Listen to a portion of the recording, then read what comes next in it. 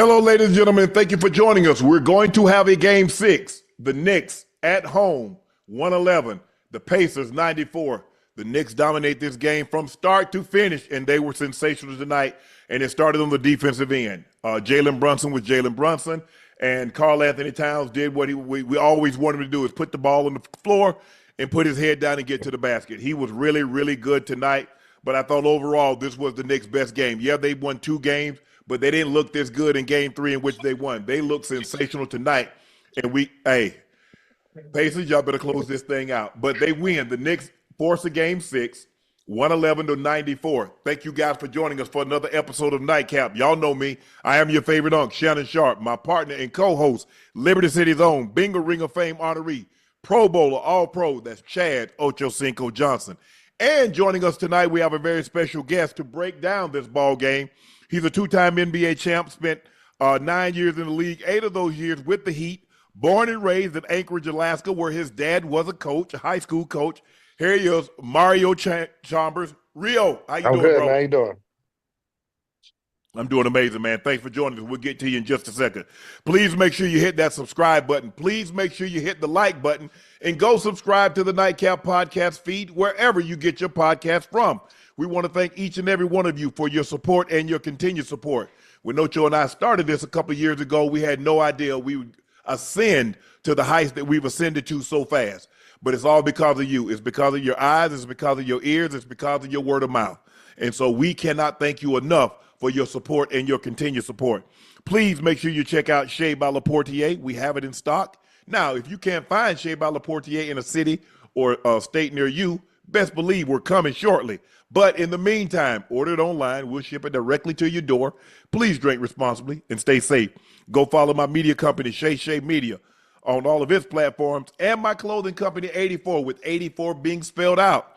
The link is pinned in the chat. Supplies are limited, and once they're gone, they're gone. So please grab yours while supplies last. The Knicks stay alive, beat the Pacers. Double-double off the bench. Detlef Schrempf in 1992, Josh Hart in 2025. Hart is only 6'4". Rio, I want to know what you think about this. You look at the Knicks, and it was desperation. They know we don't win this game, it's over. We had a great season, whatever, yada, yada, so forth and so on. But I thought that night they came out with more of a sense of purpose, more of a sense of urgency, and it started from the defensive end. They did an unbelievable job. Tyrese Haliburton, 7 shots. 7. Miles Turner, 3 shots. Pascal Siakam, 13 shots. So when you look at it and you see the guy that took the most shot tonight, he only had 13 shots. That lets you know the defense was locked in. They turned them over. They did a great job. What did you like from what you saw from the Knicks, knowing it was win or go home? I mean, lose or go home. Like you said, the intensity was out there from the jump. They were very physical from the jump, putting the body on Tyrese every time he came for a handoff or off a screen or roll. They just made sure they stayed uncomfortable. And I think that was the game plan, and they stuck to it. And they didn't have any letdowns. I think that's the main thing when you have a game plan going into a do or die game like this. Any little mental breakdown can cost you a game, and just from looking at the game, they didn't have any. So on the defensive end, I should say. So that's what really helped them pull away from this game. I thought also they did a great job of closing out each quarter, because you see a little run that the Pacers would try to make in the middle, like the last 6 minutes left, 4 minutes left, and you know what, they'd get it to in the first half they get it to with like single digits, and then they'd push it out there again. And we saw this in the third quarter. They got it down to 10. They push it back to 18. We saw this in the fourth quarter. They push it down and they extend it right back.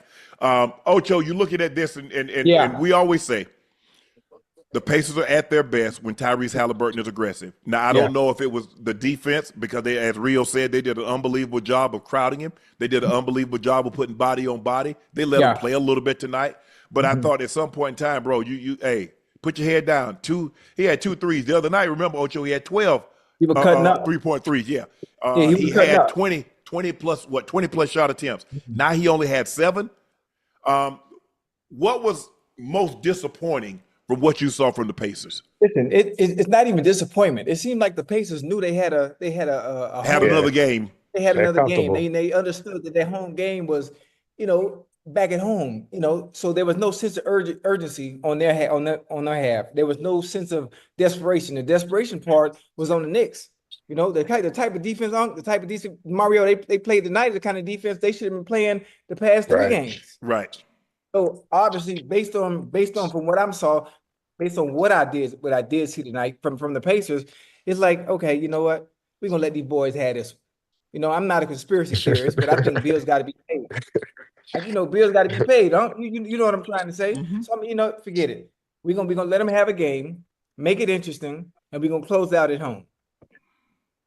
Yeah, I think when I watched this ball game and I watched the Pacers and saw the way they played the first 4 games, and look at the way they played tonight, I hardly recognized this team. I really didn't, with the turnovers, the carelessness with the basketball. Tyrese didn't have any turnovers, but he was not as aggressive as I thought he would be. The bench, you got Bathroom played unbelievable again, but I don't know what's going on with Nembhard because he's been struggling. 2 of the last 3 games, he's really struggled. He put together one the other night, but in game 4, but game 3, he has not played well. Neesmith had another dud tonight, 1 of 8 from the floor, 1 of 8 from 3. Only played 16 minutes. I don't know if that ankle is bothering. Remember, he tweaked that ankle, left the game, but he did come back in. But if they want to close the Knicks, if they think the Knicks are just going to tuck their tails and go run and hide, they're sadly mistaken. And let me know what you think about this. I hated putting off tomorrow what I could do today. Because ain't no guarantee. You make it seem like it's a foregone conclusion that y'all just gonna just wipe the floor with them. Ain't no foregone conclusion because you're a rolled ankle away, you're somebody foul trouble away, you're just one play away, and now all of a sudden the Knicks get the advantage. They're like, hey, we going back home, and then right. I agree with you on that one. You got to put them away when you got them because you definitely don't want to have a game 7 in the Garden. That's the Mecca. That's where everything happens in that place. So that atmosphere is going to be crazy. And if you ain't ready to perform in that atmosphere, you will get blown out. So I definitely agree with you on that one. They should have handled business tonight. Well, hold on, Mario. Hold on. Let me make sure I'm hearing this right. You sound a little nervous. No, Mario, you sound a little nervous. Are we saying that the Knicks have a chance to come back and win this series? Absolutely. I'm not nervous at all because I don't have a skin in this game, but I do want the Knicks to come back. I want to see game 7 in the Garden. I definitely want to see that. I want to see that. Mm-hmm. Okay. Yeah. I think the Pacers will play better at home. I think now they understand the Knicks are going to come out with a little bit more physicality. The refs let them play a little bit early. I was like, damn, y'all ain't going to call that? They're like, nah, we ain't calling that. Get on. Hey, the referee say, get up. Right. we ain't calling that bull jive. Yeah. And so, yes, I think the Pacers will be more ready for the physicality in which the Knicks displayed tonight. I think guys are going to be a little bit more aggressive than what they showed tonight. Tyrese Haliburton, no, they're not winning a game with him taking 7 shots. Pascal Siakam, no, they're not winning a game with him just taking 13 shots. Miles Turner with 3 shots, that's not nearly enough. And nobody really was in foul trouble but Nembhard, but like I said, he hadn't really played well 2 of the last 3 games, maybe 3 of the last 4. I have to go back and check. But I thought Karl Anthony Towns and Jalen Brunson got to go early in that first quarter, and he didn't let up. And then when he let off, Cat picked right up. Cat had 24-13, and that's 50% shooting. This is what people have been imploring Cat to do. Cat, bro, stop settling for threes. You don't need to have 10, 12 3-point attempts. When you got to, who's guarding Cat? Because most of the time, ain't nobody got no 7-foot defenders that can play out on the wing. He blown right past me. Okay, maybe there's an Evan Mobley. Okay, maybe a Jabari Smith Jr., but there are not a whole lot of those guys that can match Cat. Get down on the blocks. You're going to have the advantage. You see him putting his head down tonight and hit the LeBron shrug when he got an and one, got a couple of and ones. This is the Cat that we expect to see. But sometimes he fall in love, Rio, out beyond that 3-point line, and the teams, they're perfectly content. They're perfectly content to let him shoot that's those. Cat for you, though. He don't like being in the paint. Like he said, he the best shooting big man to ever play. So, quote unquote, that's what he said. So, He proved it. Nah, Dirk is the best shooting big That's what man. Cat says. I'm just telling you what Cat said. They got nothing to do with me. I Yeah. don't agree with that statement at all, but that's what he says. So Yeah. Nah, you ain't the best shooting big man after 7 years when Dirk got 20.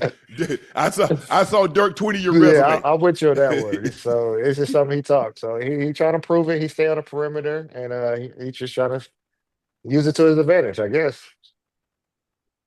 Yeah, I mean, the Pacers, 20 turnovers tonight. They don't normally have, if they're lucky, a lot of times they be like in the teens, like 13, 14. 20, I mean, someone was careless that led to easy run out. Can't do that on the road. But you know what? We can say Tyrese Haliburton wasn't aggressive and Siakam and Miles Turner didn't play well, and that all that be true. But it wasn't like they were in shoot around. It wasn't like they were in a layup line. They were playing somebody, and somebody forced them to not be as aggressive as they needed to be. Someone forced them into those tough shots. Someone did a great job of getting on the offensive glass and getting second chance opportunities. Somebody did a great job of preventing them from getting out, because we know make or miss, the Pacers want to run. They did a great job of getting on Haliburton or getting on those guys that had the ball early, so they couldn't get the ball ahead with any efficiency. So give the Knicks credit. The Knicks did what they had to do. Yeah. Because if they didn't, guess what? And the last thing you want, Real, you know this. You don't want nobody celebrating on your damn So court. No. Nah.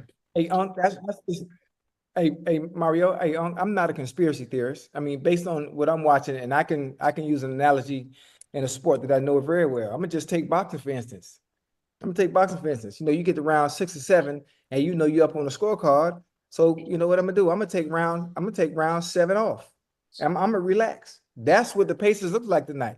We know we got it in the bag, so we're gonna relax. We're gonna let them have this game. You know, you got a few players playing inconsistent. You got 2 of the better players that have been very aggressive and put up crazy work. All of a sudden, they decide not to play and be aggressive this game. It's like they took the night off. That's exactly what it looked like. Even though we say we want to give the Knicks credit, well, hell, what was the same defense in the same way the Knicks played tonight the previous 3 games? They had that same desperation. They knew tonight. Right. Tonight was a real win or go home, especially on their home floor. They didn't want to deal with them Knicks fans all summer, hearing that they got beat 4-1, especially on their home floor. So the sense of desperation brings out different characters, and you know, New York stepped it up, and they just brought the physicality, and you know, Indiana kind of backed down, and they kind of threw a couple shots, and New York didn't back down, so they kind of backed down. It was like, all right, well, you know, it's y'all night, y'all can have this one. Yeah. But here's the thing, though, Ocho, is that sometimes all it takes, and you say a boxer, you know, he's up on the scorecard 6 rounds. Yeah. Sometimes all it takes is 1 round to swing the momentum of the Mhm. fight. Now yeah. he lands a couple of punches. But now all of a yeah, sudden yeah, he yeah. hurt you. Yeah. Now all of a sudden that he was like, damn, I'm about to mail this thing in, and the next thing you know, like, oh, I got a Yeah. chance. Yeah, Hey, yeah. I got a chance. So You're right, what was you're 6-0? Now he done got a knockdown. So now it's, guess what? I Scorecard got 2 damn- points. Now. Yeah, scorecard damn near even. Yeah. And so now the Knicks like, hold on. Oh, they bleed too. Yeah. Oh, hey, let's keep this thing, because if you think about it, the Knicks have come back. This is the first game they've led wire to wire. All the other games they've been They've been behind, bad. Ocho. Yeah. So they're like, hold on. What? Let's just say, for the sake of argument, what happens if we don't let them get out to 15 or 20, 22-point lead? Right. What if we make this thing nip tuck all the way down to the wire? We know we got the best closer in the NBA. We got the guy that won the award. Jalen Brunson was voted the clutches. And we've seen him all through it. We saw him against the Pistons. We saw him against the Celtics. And we've seen him in this series. So we know. Let's just say, for the sake of argument, we get this thing down to the last 5 minutes of the ball game. And that game was in 5 points. I like our chances, guys. Let's see what we can do. Let's keep them at bay. Let's not let these horses out the stable where let's turn them into plow horses. Let's get them in the half-court set where they can't get up and down and use all that athleticism, them young legs that they got. Let's get them in the half-court set, and let's see how well they execute. Because that's what the Knicks did a great job of doing tonight. They slowed it down. Look at where Haliburton was trying to hand the ball off. That was at the damn timeline. That pressure was getting to him. He was over 8-9 feet past the 3-point line. That pressure was getting to They had him. it down there half court trying to do a dribble handoff. In the screening row, they're like, nah, bro, you're not getting down this thing at the free throw line. Hell no. Because now all of a sudden we get you at the free throw line, You hit that little funky jumper, or you get a big on us and you step back and hit that 3 on us, or you dump it down to Pascal or Miles Turner. Create mismatches. That's what he likes to do. Yep. But I thought they look, desperate time calls for desperate measures. The Knicks, one Knicks fan said he paid a witch to cast a spell to help the Knicks win tonight. I don't know. Hey, if you a gambling man, I don't gamble, Mario, but if you was a gambling man and you had to pick a team to bet on tonight, it's common sense. Knicks. Bet on the Knicks and the goddamn Garden. You would have won your grip. Yeah, I took that bet. It's just the way the basketball gods work. Yeah, I agree. You get no argument from me. But I would have picked the Knicks, but I thought given the way the Pacers played against the Cavaliers, when they had an opportunity to close it out in Game 5, Rio, they went on the road and they closed it out. So I thought that, a little bit of that, like, okay, they're gonna close this thing out. They're gonna close this thing out. I don't know. I didn't believe in Cleveland all year. I think they had a great season, but when it came to like playoffs and focused in, I didn't think they would go too far in the playoffs. So I think I had Indiana winning that one. So I mean beating them either way. So I didn't believe in Cleveland. Right. Well, yeah, I think when you look at it, Cleveland was underdog. Excuse me, Cleveland. The Pacers were underdog in both series. They're underdog in this series. They're up 3-2 now. They were underdog against Cleveland. They beat them 4-1. The Knicks were underdog against Boston. They beat them 4-1. So for the most part, the Eastern Conference has been all about upsets. Yeah, pretty much. Who'd be the healthiest at the right moment? Yeah. Saturday's going to tell. I mean, look, that first quarter is going to tell us a lot. We're going to see who's tight. We're going to see how well the Pacers can handle adversity, given the magnitude of this moment. You do not want to go back to Madison Square Garden. Hey, I might go back there, go shopping. They might have a fashion show there. That's the only way I'm going back to New York. I am not going back to play another basketball game until October, November, December.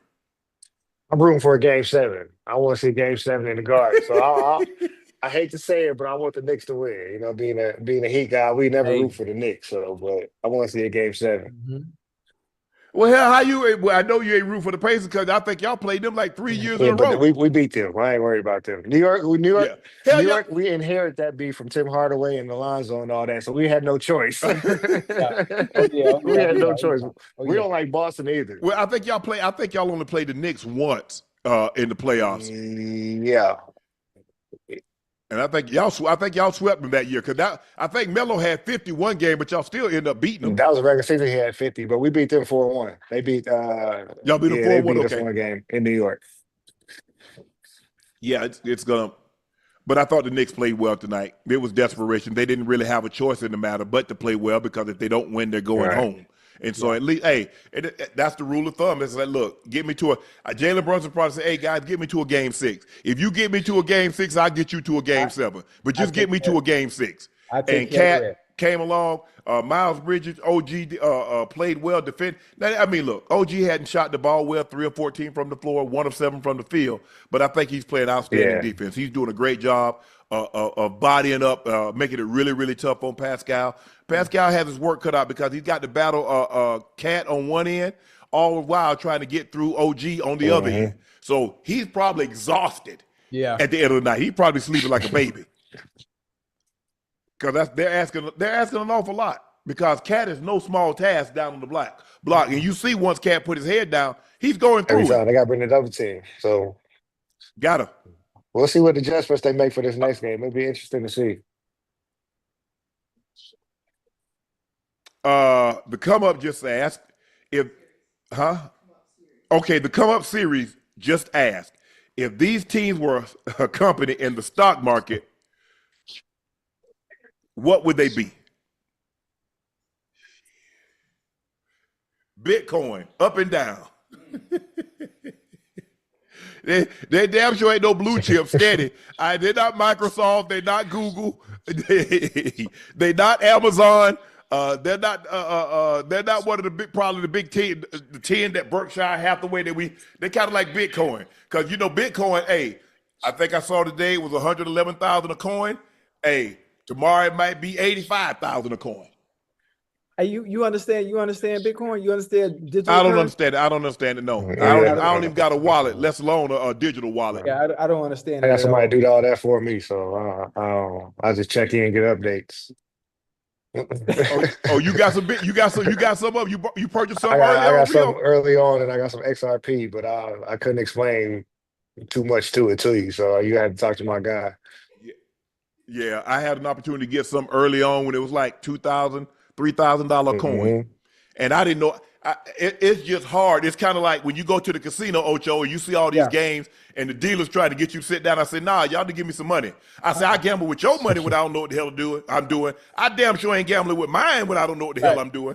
Take my ass to the blackjack or the crap table, something I It's something you're understand. comfortable with. But y'all talk about baccarat and you know, pow gow, bro. I don't know anything about that, so I'm not finna sit down with my money and learn. You mean to tell me you want me to learn how to play a game with my money? Now listen, if they really want to get people in the casino, I know casino is a place where everybody goes, but we talk about get everybody in there, put some goddamn spades and Uno in there. Like people can gamble. I got something better for you. It's too slow of a game, I got Ocho. something better for you. We try to get Blu-ray in the casino. What? Yeah, Blu-ray? remember, I know you may know about Blu-ray. We try to get Blu-ray. Yeah. We try to get Blu-ray in the casino right now. Man, so we get that in there. They ain't letting no. It's gonna happen. But spades takes too long, Ocho. Because because you got to go because you're not going hand to hand. You got to go to a score. You got to get to a number. They want that thing. Hey, and they want that fast money. And keep it moving. Yeah. Oh. and then who the house partner? Play individual spades. That's what you got to do. I like that. I like that. But that's the thing. And they want I think they can have up to 7 at a table. They want all 7. Hell, if I'm playing spades, I got a partner, you got a partner. That's it. That's all we can play. Mm-hmm. So they want multiple players. They want to try to get off as many hands as they possibly can. So I don't think that's happening. But I'll probably say. I say Uno. Uno is a fast-paced game, especially when you have players that play fast and not wasting time. Like, can you imagine Uno at the MGM? There's too many rules to Uno. Everybody got their own rules. Yes, it is. How you gonna play? Because you put a draw 4 down, I'll put a draw 4 on top if I got one. And next person got to draw 8. You're not supposed to play. You're not supposed to put some draw 4. So that's the way I'm gonna play. So they do Uno. They gotta have some set rules. Yeah. And the thing is, people like, nah, that ain't the way we play. Bro, you in the casino. How you play don't matter. It's how the casino works. House rules. Yeah. So Paul George says Tyrese Haliburton is the face of the NBA. In my eyes, I think he's a superstar. He's the face of the NBA. He's the number 1 option, and he sets up points first. He can be your late game scorer. He's been clutch performer late in games. He can be an isolation player, and that's just not his calling. I want to see him continue to do this, which I know he will. Tyrese Haliburton is not the face of the NBA. He's not. I get Paul George. That's the team that drafted you and gave you an opportunity, but we're not going to do that. Yeah, I can't agree with that one. He trying to show some loyalty, but that ain't it. That ain't it. Ain't nobody thinking Tyrese Haliburton is the face of the NBA. It's funny how he goes from overrated to now the face of the NBA by certain individuals. And we had the conversation about him being whether a superstar or a star. And I said he was a star. But after that was the game 3 performance. After that game 3 performance, I had to almost like, well, wait a minute now. This is more than just a star, goddamn superstar based on that performance. But if he can continue to play the way he always plays and do it consistently year to year, then he's absolutely a star. He's a star. I say he's a star. He's a star. I won't get a superstar status yet. Yeah. Not yet. Okay. It's just hard. It's just hard for a guy to be the face without being able to be flashy. You see, like Magic had the no-look pass. He was a big guard. Magic couldn't score. He was a pass-first guard. But Magic had the smile. Magic had the no-look pass. We had never seen anything like Magic. We see Jordan up over the top. We see Dr. J could fly through the air. We see Kobe. We see LeBron. We see Steph. I mean, that's kind of the package that you need to have that people like. I don't know Rio, if somebody going out like, hey man, the Pacers coming to town, I got to go see Tyrese tonight. I don't know if that's the way fans. I'm not talking about Indiana fans. Talk about I'm talking NBA about fans, when I go to the Garden. Right. Hey, You in Sacramento, OKC, and the Lakers coming to town. You trying to go see Bron. You trying to go see Steph. You want to go see Luka. Kyrie. I don't know if Tyrese Haliburton, and this is not a knock. I'm not, because I think he's a phenomenal player, and I agree with you, Real. I think he's a star. Yeah, he's a star. But I just don't think he's what gets people to get out of their house, go into their pocket like, damn, man, I got to come off $100, Ocho, to go to see ticket, man. I got to go see Tyrese play tonight. I don't view him as that. When you use that analogy like that, it makes much more sense. It can be much more clear to the general public on the difference between a star and a superstar. A superstar, you paying your money. Even if you don't got it, you're gonna get it from somewhere. You got to watch him play. Yeah, that goes for any sport. There are football players, then you have your stars, then you have your superstars. Hell, Jamar Chase coming to town, I'm going to get me a ticket. Right. When Michael Vick was playing, you're definitely going to get a ticket for that. I'm going to get me a ticket. Hell yeah. Like, there's a difference. And opposing fans, man, I got to get that LeBron jersey. Right. I got to get that Steph Curry jersey. I got to get X, Y, and Z. I just don't know if people are like that. Like, that's not knock. So, Chad, I don't want you to think I'm trying to knock the guy. But when you talk about the face of the league, first of all, he ain't been in enough commercials. Nah. He ain't been in enough commercials. I mean, if you just going by commercials, forget the big guns. You got to take Jason Tatum, because Jason Tatum, before he got hurt, he was in every damn commercial. Between him and you got to take Antman. Between him and Antman, that's the two that you see everywhere. Yeah. So Tyrese, to be the face of the league, and I get what Paul George said. Paul George, I'm sure he still has love with Indiana. They drafted him. He did a great job. He drug that team to the finals, Eastern Conference Finals. He was a phenomenal player. But to say Tyrese is the face of the NBA, and you still got Steph, and you still got LeBron in it, and you, as the face of the NBA, you ain't like 29th, 25th in jersey sales. Nah. you got to be at the top. You got to be at the top three, Rio. For sure. So yeah, I'm with you on that one. I don't see too many people rocking a Pacers jersey. Yeah, and the thing is that, like, when they come to town, ain't nobody, like, if the Lakers come to town, I'm not so sure you might not have as many Laker fans. Or Steph Curry comes to town. Yeah.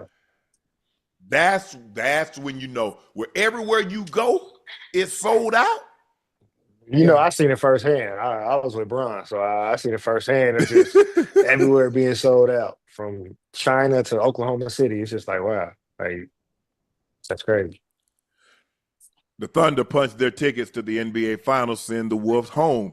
SGA, no surprise, was Western Conference Magic Johnson player of the Magic Johnson MVP. Real, let me ask you this, because we know the players. We just talk about OKC players. I mean, because nobody realized that they originated from Seattle, and I'm sure don't anybody remember a whole lot of the Seattle players. I remember, because I'm old enough to remember when they won the championship, when they had Gus Johnson, and they had Dennis Johnson, and they had Jack Sickman, they had Marvin Webster, the human eraser. They had all those guys. What does SGA need to do to be the Thunder GOAT player all time? He got to win a championship. I think that's the only thing that's missing, because you got KD, you got Westbrook, and them two Hall of Famers in themselves. They won it. And they've already won MVP. They both won the only MVP. thing they didn't win was championship. And we was the reason for them not winning that championship. So we'll see what SGA could do versus the Knicks or the Pacers. So I think him winning that championship would make him the greatest OKC player. Not OKC Seattle, but OKC player. I agree with you. I think because he was going to have something that they don't have, which is an NBA championship. And you talk about a guy that's averaged 33 straight years. You're talking about a guy that's been an all-NBA player the last 2 years? I think the last 2 years he's been an all-NBA player. Now he's an MVP. So he has the MVP like KD and Russ. Check. Obviously, KD would have been the Western Conference Player of the Year, so they didn't have it at the time. But KD would have won that award had they had it. Now, they go win the NBA. He's gonna be the Finals MVP. If they win, he's gonna be the reason why they win. Right. Between him and Jalen. So now, yeah. But the thing is, it doesn't matter. The thing that I love about SGA, he's like a lot of the postseason real. He's throwing his efficiency out the window. He said, "I don't give a damn about shooting 50% because he'll go 13 for 30. He'll go 12 for 28. I don't give a damn. I am going to be aggressive because I believe one of three things are going to happen. Either I'm going to make the shot, I'll miss the shot, or you'll foul me and put me on the free throw line. But I am not going to be passive and let you dictate what I've been doing all year long. And I love that about his game. I mean, obviously he can shoot the three, but his midi is top notch. He's as good a mid-range shooter as we have currently in the NBA, and we know he can finish at the rim, and he's gonna draw fouls like a mug. So I agree with you. I agree with you, Rio. I think if he wins the championship, I think he's gonna be the Thunder. Okay, the Thunder goal. I think so too. I'm with you on that one. What you thinking, Ocho? I mean, it only makes sense, huh? It only makes sense. As good as Harden was, as good as Russ was, as good as KD was. Not KD. Yeah, KD was there. Yeah, KD was there. But you got to realize Harden was a six man. So Harden, now it'd have been interesting had Harden been this Harden like he was in Houston. I'm trying to think. What? How the hell was Harden a six man back then? Because he didn't have, remember how we talked about sometimes the guy needs his own team? Because they had how was he gonna be that Harden with Russ and KD? Hold on. So basically he's basically what Harden went through is basically what Kuminga going through right now. Not that bad. Not that bad. Kuminga ain't got those kind of offensive skills now. At least James was playing. He was actually like playing and getting major minutes.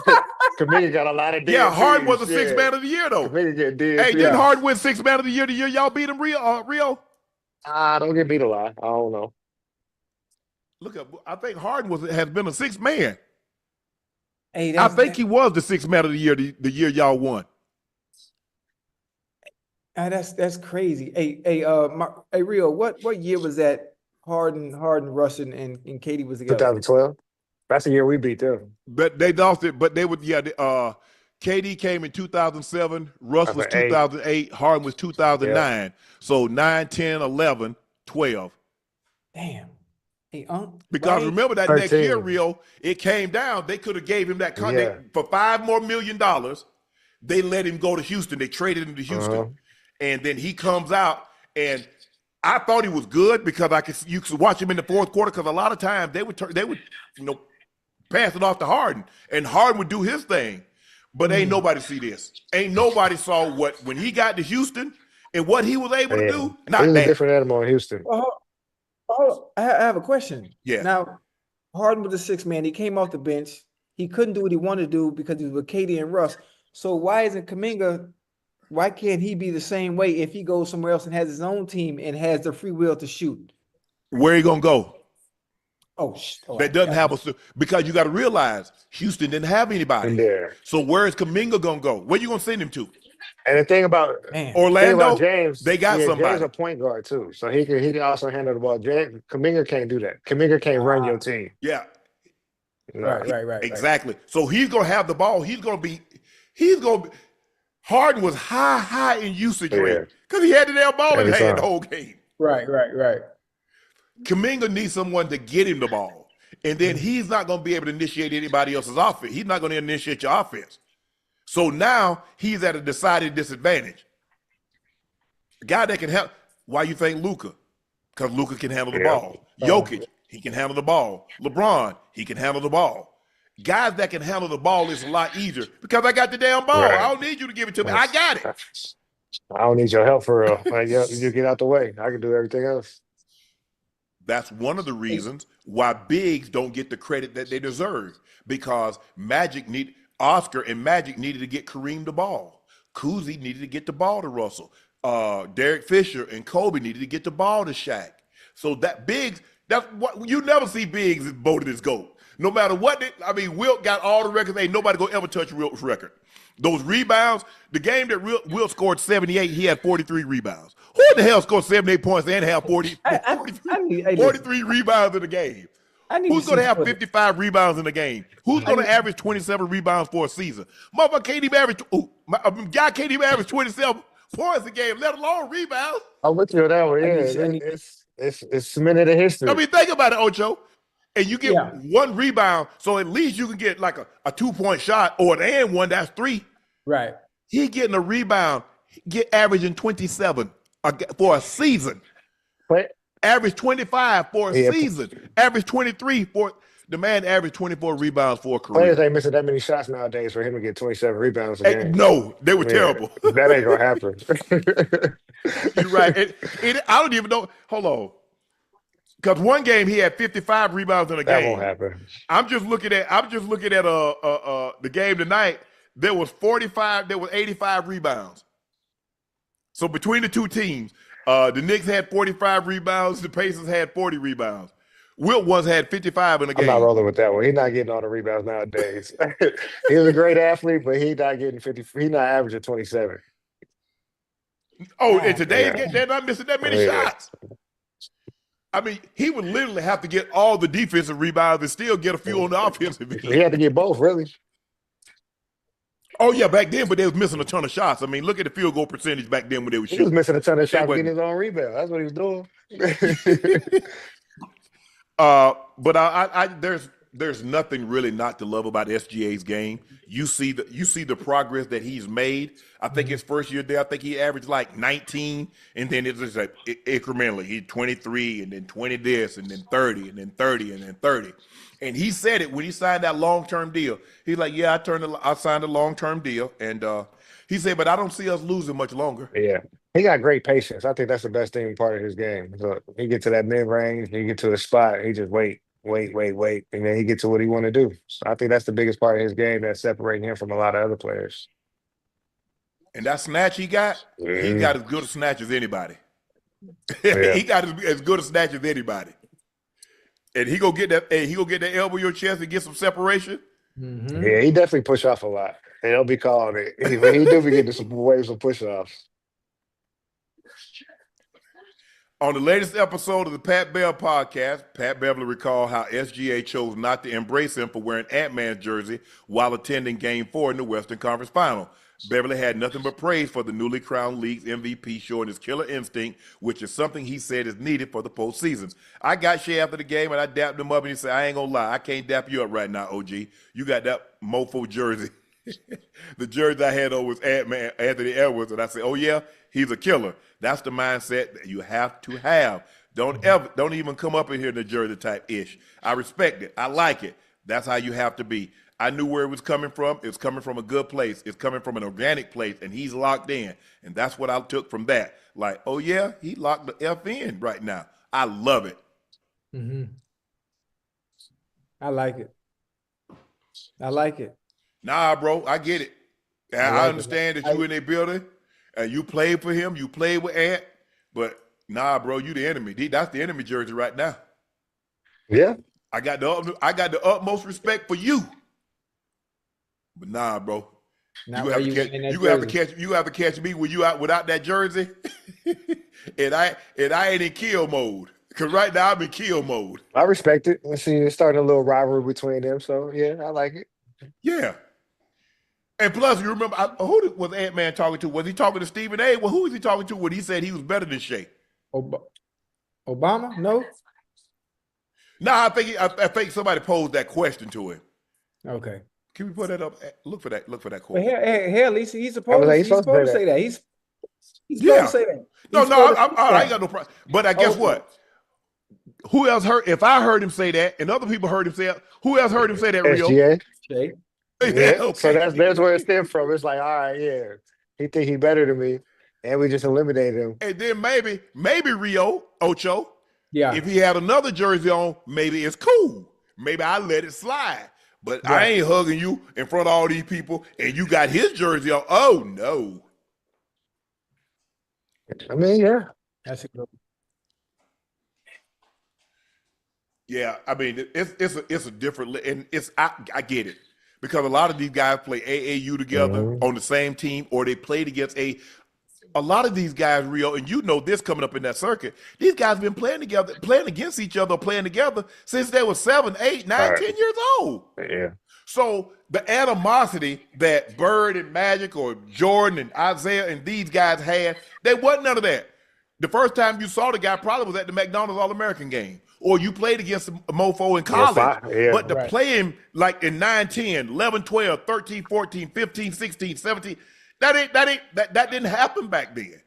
No, I wasn't that many camps for them. You would see them at 5-star camp or something like that. That's what everybody would see each other and go against each other. And that's battling for rankings. So we ain't trying to be cool. We trying to see who's better player. Exactly. But now you see like guys actually playing with each other, playing on the same team. Like who? I mean, I'm thinking, Ja and Zion. Yeah. They play on the same AAU team. Hey, they play together. Yep. Yeah. You have a lot of guys like that.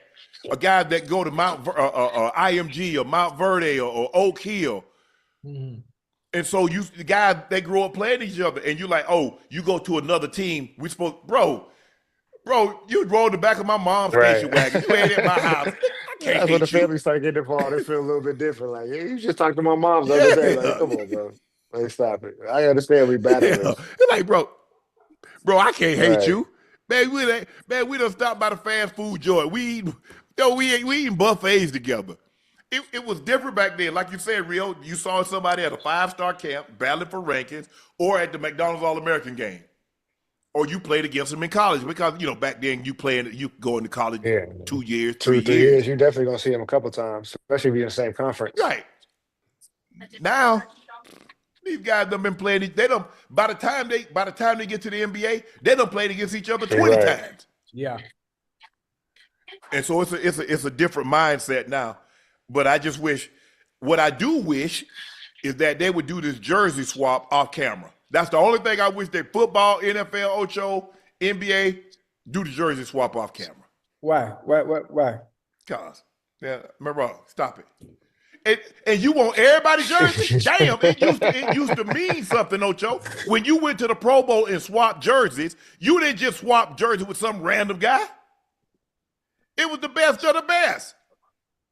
Well, I mean, not really. I mean, listen, I'm not sure. I understand how you feel, but obviously, my love and passion for soccer. After games, you swap jerseys with players that you like or you enjoy their game because you're a fan. You want to collect as many jerseys as possible. No. But okay, I mean, I'm about to say everybody feel a little bit differently. Yeah. Oh, this new wave. Oh, they give it. I mean, Joker got to get a different house. Because all the jerseys, he done got a whole team of jerseys. By the time he's done, he got 50 jerseys. He got every quarterback jersey, at least the top 15, the top 15 receivers, top 15 running backs, top 15 edge rushers, top 15 corners. Yeah. And he got a kicker and a punter thrown in there for good measure. I'm like, well, damn. He got a whole little team. You got to make sure he right. Gotta make sure he right. Like I said, I'm trying to think. The only person that I switched jerseys with, Ray and I, we exchanged jerseys. But that was it. And at the Pro Bowl, you exchange jerseys or you exchange helmets, stuff like that. But now, Ocho, it seems like at least 15 guys per game changing jerseys. Hey, it's first of all, I ain't paying no $500 because them jerseys $500 now. Who got to pay $500? You do. Yeah. The player. Every time you get your jersey away, NFL too. Pay $500. I mean, but the money they making today, they don't care about that $500. They don't. They definitely don't care about that. Of course not. Yeah, no, I was like, nah, bro. That $500 gets spent either way. I get you off the. I mean, look, I got a couple of pair of time shoes. I'm like, hey, bro, I know, I got to get those. He said, I get you after the game. Mm-hmm. Chris, I got who I get? Chris Carter. I got Jerry. I got a pair of Jerry's gloves. I got a pair of Chris Carter's gloves. Mm. Hey, man. Hey, I get you in the tunnel. I'll get you in the locker room. Okay. Hey, hold on. You got some of Prime shoes he wore, like in the NFL? Mm-hmm. Who he was with? Cowboys and Washington. Mm. Hey, you want to see me? No. No. I got some. You saw the new. I got some brown shoes in the trade. What you want to do? Oh, yeah. Oh, okay. Now you talking. I got some bronze sign championship shoes. What you want to do? Ooh. Oh, you want? I got them. What you want? Do you want the Cowboy with you I want want Washington? Washington. You just told me I want no. Washington. You ain't got nothing. You ain't got Yeah, nothing to you ain't trade. got nothing to trade. You ain't got his favorite NBA player. That's what you ain't got. Hey, yeah, I got 5,200 for them for the Clippers. Nah. how you gonna give me my own? You gonna give me my own money? Oh, you a Washington fan? No, I don't like the Cowboys, so I wanted something different than the Cowboys. Oh, okay. My dad a Cowboys fan, so I don't want him trying to take it from me. Anthony Edwards planned to work his butt off this summer in the wake of the second straight Western Conference Finals defeat. Nobody's going to work harder than me this summer. I'll tell you that much, he told reporters. I don't know why people think it would be why it would hurt. It's exciting for me. I'm 23. I get to do it a whole bunch of times. I'm hurt more so for Mike. I came up short for Mike. We tried last year, couldn't get it. We tried again this year. We'll try again next year, but the hurt is a terrible word to use. I'm good. Rio, what's your take on this? I agree with that. He's still young. Being only 23, you got at least 10 more years to try to win a championship. And, like you say, his dedication to getting better. He knows what it takes for him to get better, what he needs to go work on. So it's going to be interesting to see how much work he actually puts in and see what he works on. Ocho? I mean, the sky's the limit for him. I think two of the only players that are going to continue to improve and ascend year in and year out, you're going to see their game elevate, to me, is Ant and the SGA. I think they're going to continue to go at it each year over and over. And I think Antman is going to always be in this position. And he's going to get over the hump. He's going to get over that obstacle sooner than later. But he make it seem like Luka 30. He make it seem like SGA 35. Does he realize what's in the Western Conference? I mean, has that even dawned on him? Yeah, you already beat Luka. So, I mean, you already beat the Lakers first round. No, he did not. Oh no, he beat. No, Luka sent him home last year. Remember? We didn't Now, talk about last year. if I'm looking at Luka, if what they showed not AI generated, Luka looked like he in pretty good shape. Now I'm not really concerned right now. I need Luka in this kind of shape in October, not in May, because there ain't no basketball going on in May. If Luka shows up this year looking like what we saw the other night at that what was that, Real Madrid game, I'm like, okay, I'm okay. But and plus, you got to think about it, guys. I mean, the league is getting tougher. It is. I mean, those days where somebody might run off a three-peat. No, that ain't. I don't believe we're gonna see no three-peats anytime soon, Rio. I'm with you on that one. I don't think that's gonna happen for another at least 5-10 years. League is because it's spread out. It's hard to keep these teams together because teams gonna break them up because they don't want to go in that. People like, man, they winning, bro. I don't care how much I'm winning. I'm not trying to get up $400 million and pay salary. Yeah. I'm paying. I got 2-3 guys tied up, and I got $600 million tied up in 2 or 3 guys, and then you want me to play $400 million on top of that. If I'm a repeater in that second, hell no. Yeah, it's a cost to keep them teams together now. And they want to make it so cost prohibitive that you don't even think about putting one together. But that's good though. They try to keep. That's why Boston. Watch Boston. That's gonna be interesting. Gonna disassemble it. They can't keep it together because JT's not gonna play next year. Yeah. So basically, you want to be in that second tier apron and with no chance of winning because he's not playing. Nah. He's not playing. He's not playing till the start of the 26th season. Yeah. All right. So I definitely see what type of changes they make. It's gonna be interesting to see. Definitely interesting to see. Okay, who's the 2 seed? The 1 seed was what you call the 2 seed was who? The Rockets. The Rockets go. I can see the Rockets making a play for KD. I can see them making a play for Giannis. Who do you rather go get, Giannis or KD with that team?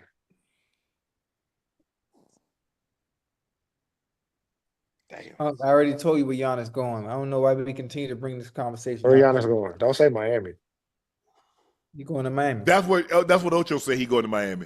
Hey Rio, I done. You know what? Hold on, Ocho. Before you go, Rio, can you explain to Ocho how everybody can't play for Pat? Everybody can't play in Miami. Nah, everybody can't play for Pat. But I can see Giannis coming to Miami, but I don't think he will. I think he stays in Milwaukee. What, Oh, you don't stay? think he I moves? think he stays. And do But you what? know they're not going to be He able to back get home in the anybody to first help, round no again? help for him. They gonna be able to get. Because They gonna be able huh? to get somebody. I don't Who? know who. They gonna figure out something.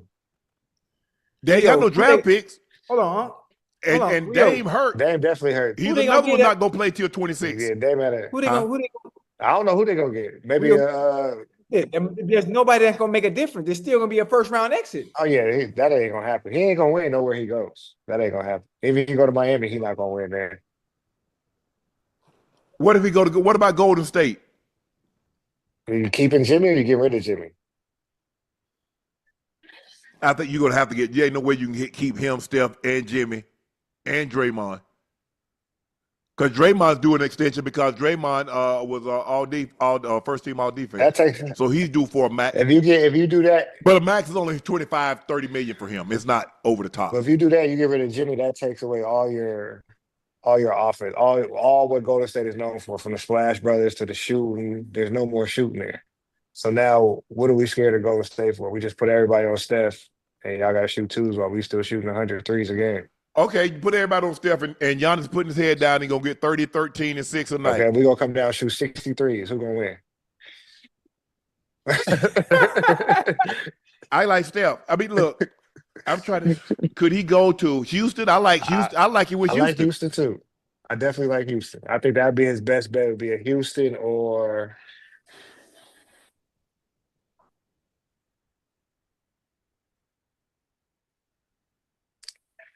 I can say Miami. I'm not gonna disagree. Yeah, Yeah, I can see Miami. thank Him, you, him, Bam, and Tyler Hero. Rio. That'd be a hell of a team.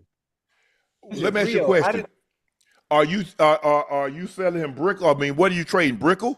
You trading South Beach? What the hell are you trading for him? Because I don't want those pieces that's not Bam and that's not Tyler Hero. You need to tell me what the hell you trading You for. don't want a disgruntled superstar that can leave in free agency either. All right, how many more years Giannis got? 2? Hey, would you say they trade what? Brickle? South Beach? Something? Eden Rock? The Fountain Blue? Some gotta go. Some part of Miami gotta go with it. Yeah, Huh? because when you look at it, Rio, the only 2 assets that somebody really want is Bam and Tyler. Yeah. Hey, that was funny. Okay, that was funny. But you don't want a disgruntled superstar either. I see Giannis being mad there. Oh, look, first of all, I got this man right for the next 2 years. He has a player option 27, 28. So I got him for 2 years. I'm not giving him away. You know, sometimes, Rio, I want to sell something, but I'm not. Look, I know the value of this car. Man, you ain't even driving it. Don't worry about it. I'm driving right back in the garage. I backed it out so your punk ass can see it. Now, if you're not gonna give me what I want for, I'll be driving right back in the garage, and you get your ass out my Then yard. he gonna waste his time. Then he gonna be mad because he don't have no help. You already got rid of his brother. Dame hurt. Chris Middleton gone. Now he was hurt, so we wasn't gonna pay him. Now he healthy. We bring him back. All right, good luck with that. We'll see how long that lasts. We gonna bring him back. We gonna bring him back. So it's just for me. I'm looking at the places where he can go, Rio, that have the assets. Brooklyn has the assets as far as draft picks. They don't have any young talent that I think Milwaukee would want. Right. OKC got the draft picks and they got the talent, but I don't think Sam Presti's going to want to mess his core up with either one of them. Houston have the talent and the draft picks. The question is, and that's for Giannis or KD, because you got Şengün, who's an All-NBA selection. He's an All-Star. I'm not letting Amin Thompson go. Jabari Smith Jr. Yeah. Okay. Do you get? Draft picks. Okay. Yeah. Who else they got? Fred VanVleet, Dylan They got Brooks, Şengün. They got Smith. They Oh, got Thompson. Jalen I'm not Green? willing to let Thompson What you go. do with Jalen? You put Huh? Jalen? Oh yeah, Jalen Green. That's what I was thinking. Thank you. Yes, Jalen Green. Yes. Okay. For KD or Giannis, yes, I would package Jalen Okay. Green I can see that happening because you can still build around what you got. A nice whole core. because you still got Giannis and you still got Yeah. KD. I got to keep Van Fleet for the simple fact I need a point guard. I ain't gonna lie. If I'm KD, I'm going back to OKC. I don't think Sam. First of all, I don't know the relationship. Yeah, that's the big thing. With Sam and KD. What you hear is that Sam was more favorable towards Russ than KD. I don't know if there's any truth to that, but you hear he left. I'm not messing up my core. I'm not real. I think Russ ends up back there just because on some free agency stuff. So I definitely see Russ being back in OKC for next year. Especially he just signed that. I'm talking about KD. You talking about KD? No, I know I'm talking about KD, but I'm saying I definitely see Russ going back. When you brought up Russ and Sam Presti, I definitely see him going back. But if I'm KD, I would look at the OKC situation. If I'm Presti, I don't think I would take it. But if I'm KD, I'm like, yeah, I just go there, be spot up shooter, let Shea do. But if that's the case, go back to Golden State. They don't have it though. They don't have enough. You don't think he and Steph? Who are you gonna get rid of, Jimmy? Yeah, I would get rid of Jimmy for KD. I'm running it back with Jimmy just because Jimmy brings a lot all around to the game, and it makes it easier for Steph in that aspect. KD, you have to create more shots for KD, which is who he don't need that many, but he'll need some. Who gonna be the person to create a shot for him? Or you gonna have KD going 1-on-1 at 35, 36 years old? He good. Because y'all gonna because they still worried about Steph. Yeah, but and Draymond gonna be fine. They be good. I keep Kuminga now, but I don't know if you can keep Kuminga because somebody gonna want Kuminga gone. Kuminga not messing with Kerr no more. He's so far gone. Kuminga might be down here on South Beach tomorrow.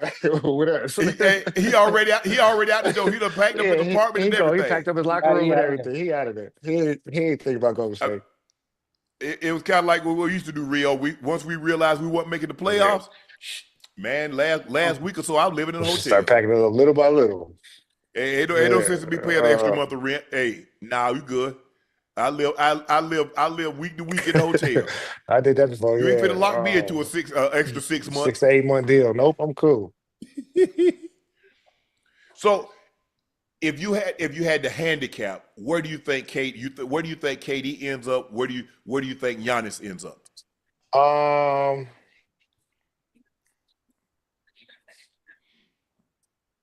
KD, I think he goes to Houston. Giannis, I think Giannis stays on the East Coast. I think Giannis stays somewhere Miami. There we go. Maybe in New York. Maybe the Knicks. Brooklyn would be tough just because they would have to rebuild everything around him. They don't really have the team to win now. But they got the draft picks. They just don't have. They don't have the players. He works out. He might as well stay in Milwaukee if he's thinking about Brooklyn. But I can see him going to the Knicks. He'd end up over there. Wow. Mm-hmm. Hold on. What you gonna let go? You gonna let Cat go? You gonna let OG go? I mean, what you letting go? For Giannis, I'm letting OG go, Mikal Bridges, Mitchell Robinson, who else? Anybody except you ain't got no draft picks because you gave up 4 draft picks to get Mikal Bridges. That's okay. So you ain't got no draft capital. That's okay. All you got is players. That's okay. We'll get rid of them 4 players. We'll be all right. 3 of them 4 players, we'll get Giannis, we'll be all right. Damn. You just gutted your depth. That's okay. We trying to win now. With Giannis, Brunson, and Cat, that's a hell of a big 3. That's a big lineup behind Brunson. Now all you gotta do is find some shooters, some knockdown shooters. You go get a person like You go get a person like Cam Johnson, maybe. Find some way to find somebody that's a Duncan Robinson, maybe. Somebody that's out there that can just help spread the floor. That's all you need when you have those 3 guys. Because your offense gonna go through them. Well, considering that a Cat would like to be at the 3-point line and don't have to worry about it, so yeah, he'll be fine with that. Because Giannis is gonna need that space. Giannis is gonna need that space to get down here. Or put Giannis in the post and then let him work through the post game. Are you afraid because what Brunson has a very high usage? Giannis has a usage. Are you concerned that the Giannis needs the ball, Brunson needs the ball, both are most effective when they have the ball in their hands? No, I feel like they can work that out. They can figure that out because it's just them two. There's nobody else really handling the ball. Cat don't need to handle the ball. He just need to catch it in his sweet spot. So now when Brunson taking his break, you got Giannis handling the ball. When Giannis is taking his break, you got Brunson handling the ball. Now when it comes to the fourth quarter or crunch time, I got both of them. Giannis getting the rebound, pushing it. Brunson go spot up. Brunson get the rebound. Giannis taking him down, or he's in the paint. Now you got 3 or 4 people helping. Brunson pulling up for 3. So it's ways to figure it out. It's just like when Bron and D Wade play together. It's ways to figure out when you got 2 ball handlers, and they're just the 2 ball handlers. Real make it sound so simple, doesn't he? I mean, Ocho? it is simple. I tried to explain. It ain't simple, Ocho. It's not simple because it's all about buying in. You got 2 apps. It's all about buying in. Thank you. Want to buy in, you want to win. That's what it is. He just explained it to you. He gave you a few examples of people that have done it in the past. You know. But you didn't hear what he said. Right. He said it's all about buying in, and it's a lot easier said. I can do it. I can do it. I give you a prime example. Look at the players we talking about. We talk about Jalen Brunson. We got to talk about Giannis. 2 players that are going to buy in. Okay, everybody. I remember everybody saying it don't matter what I do at the Olympic team, long as we bring the gold medal. Now we've had 2 guys to come out and say they was upset about with their playing time, right? The buying in. Now you just said buying in. It's completely different. This is a complete situation.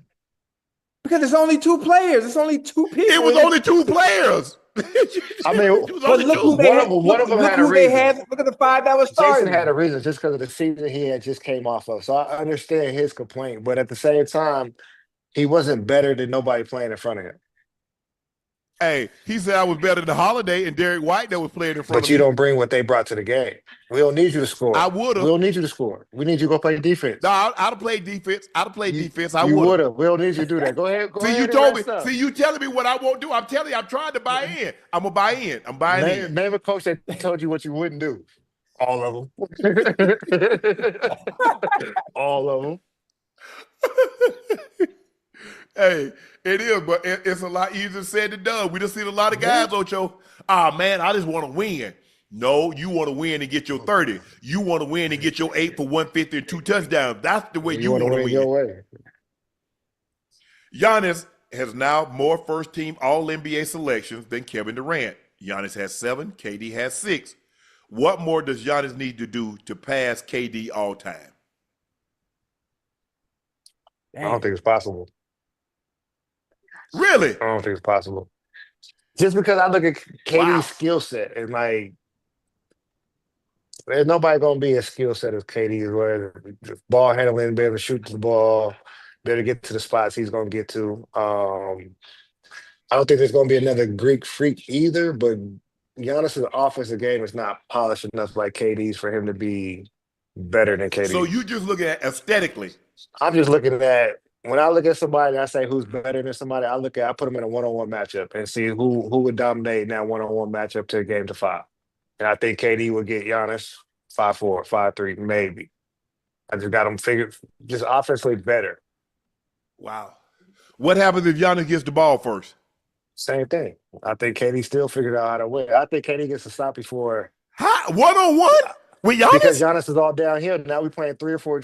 Exactly. So how KD stop that? We're playing 3 or 4 dribbles downhill. Oh, okay. You know what I'm saying? We play different ways. Now you got to tell me the rules. You got to tell me the rules now. Yeah, when NBA players play, we play one-on-one 3 or 4 dribbles max.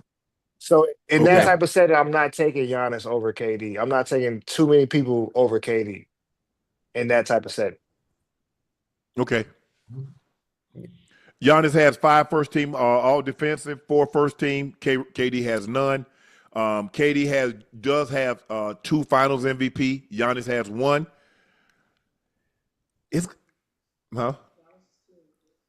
No, Giannis has 2 regular season MVPs. KD has 1. That's gonna be very interesting.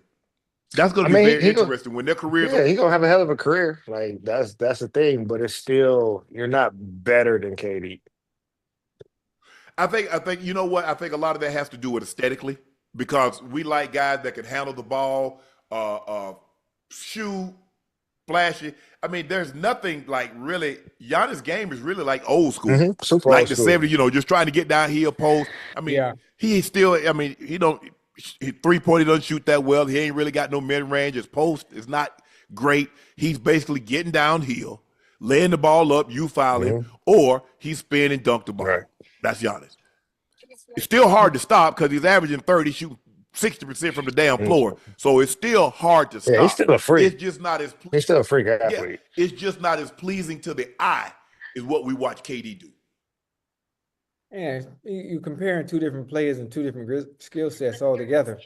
And at that point, regardless of accolades and what they've accomplished on their resume, it depends on, it's all on preference at that point. Yeah, I see that. I see that.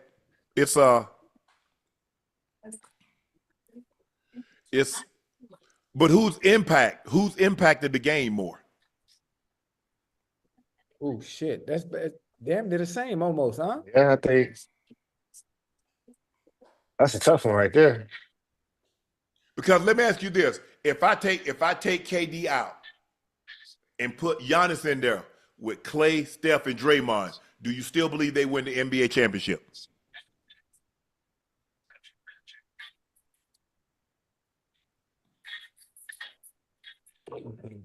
Yeah, I still give it to him. I don't think about the scoring aspect, but yeah, I still give it to him because then that way you take Iguodala doesn't have to guard Brown by himself. Now you got 2 or 3 bodies that can guard Brown, and that's going to be a little bit different. So yeah, I still give it to Golden State.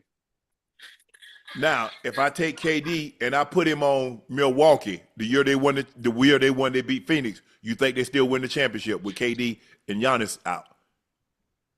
I mean, they barely got past Brooklyn. So, oh yeah, I think so. I definitely think so, KD. If he just step on that line, Milwaukee don't win that championship.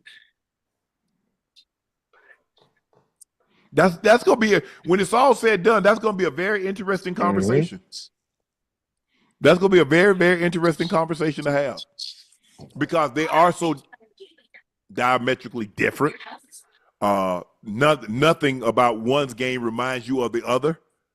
One is, as you said, Rio is one of the most skilled players, one of the 5 most skilled players that we've probably ever seen. With his size, being 7 foot tall, being able to handle the ball, he could shoot the 3. He got the midi, he got the hezzy. He can get to the rim. He can fit free throws. He's an 88, 89% free throw. So he's as good as skilled. Because guys that size, they normally play center. They play with their back to the basket. We ain't seen no guy shoot. And Dirk can shoot the ball. Dirk was not putting it on the ball, going between his legs, going behind his back, doing what KD's doing. He just wasn't doing that. Not even close.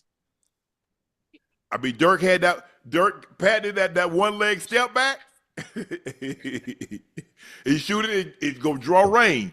But at skill, I don't know if you're ever going to see a guy at his size, as skilled as KD, his ability, just for his ability to shoot the ball. Right, I agree with you on that one. Shams is predicting that LeBron's next season in the NBA will be his last, which will be a poetic end to number 23. Year 23 for number 23.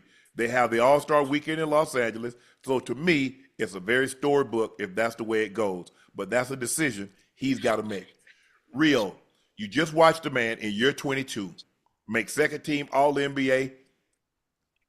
If he'd have made first team, I don't think anybody's mad if you put him in over Donovan Mitchell. Donovan got in, bless it. He averaged 24, 8, and 8. He doesn't really have to do the heavy lifting anymore because of Luka.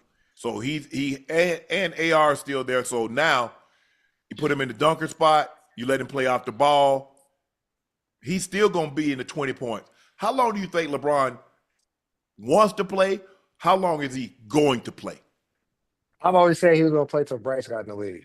So when Bryce goes to Arizona next year, that'll be year 23. So in order for him to play with Bryce, he's got to be 24. 24. So I give him 24, 25. Yeah. And if you get 24, you got to might as well make it 25. It's like, I ain't worried about nobody getting 25 years. And then if you get to 25, you might as well get 30 if nobody can hold up. So you might as well keep going. At 23, that'll be 41. 24, that'll be 42. 25, that'll be 43. That's the same age Tom Brady was when he retired. 20, 25 years in one profession. That's legit. That's a long. Yeah. Man, you a doctor or a lawyer, you get that many times, or you in the damn military. Right, exactly. So It's not only to play that long, but to Dominant that long to too. play at that Yeah. level. be consistent and be one of the best. To average 24 points a game in year 22. There are some guys that didn't average 24 points for a career. There are some guys that never had a season in which they averaged 24. This Right. guy's in year 22 doing that. Right. When you look, Reed, when you look at it, been around the game, your dad coached the game, so you've been around basketball all your life. What do you think is the most impressive thing that what LeBron is doing? Is it the year 22? Is it the ability to go out there and still give you average 24, to go out there and give you a game where he can give you 30 average, for a week, give you 30 straight, go get you 40. What do you think is the most impressive thing at this juncture? We look, all the 21-time first team All NBA, 21 times All-Star. So we get all that. Mhm. But I'm talking about what you're witnessing now. What do you think the most impressive thing that you've seen him? And you was with him for 4 years. You watched him every single day, come in, get shots up, run, cold tub, massage.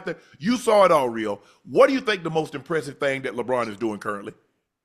I always said that the way he take care of his body, the way he pay attention to his treatment and stay on schedule with that, that attests to his longevity and never really being hurt or having a major injury. So just the way his body's holding up, like his skill set is gonna be his skill set. He puts the work in. You see him putting the work in after games or after practices. He's always the last one shooting or someone getting up shots or working on different moves. So the way what he puts into the game is what he gets out, and also what he puts into his body is what he's getting out of his body. So to me, it's just the longevity of being that consistent of no injuries, no major injuries, bouncing back, and still being healthy enough to do what you do and do every day. You was with him. LeBron got there. So you was there. You was with him 11, 12, 13, 14. Mhm. Did you have, when you was there with him, did you have any idea that LeBron James would still be playing 12 years later?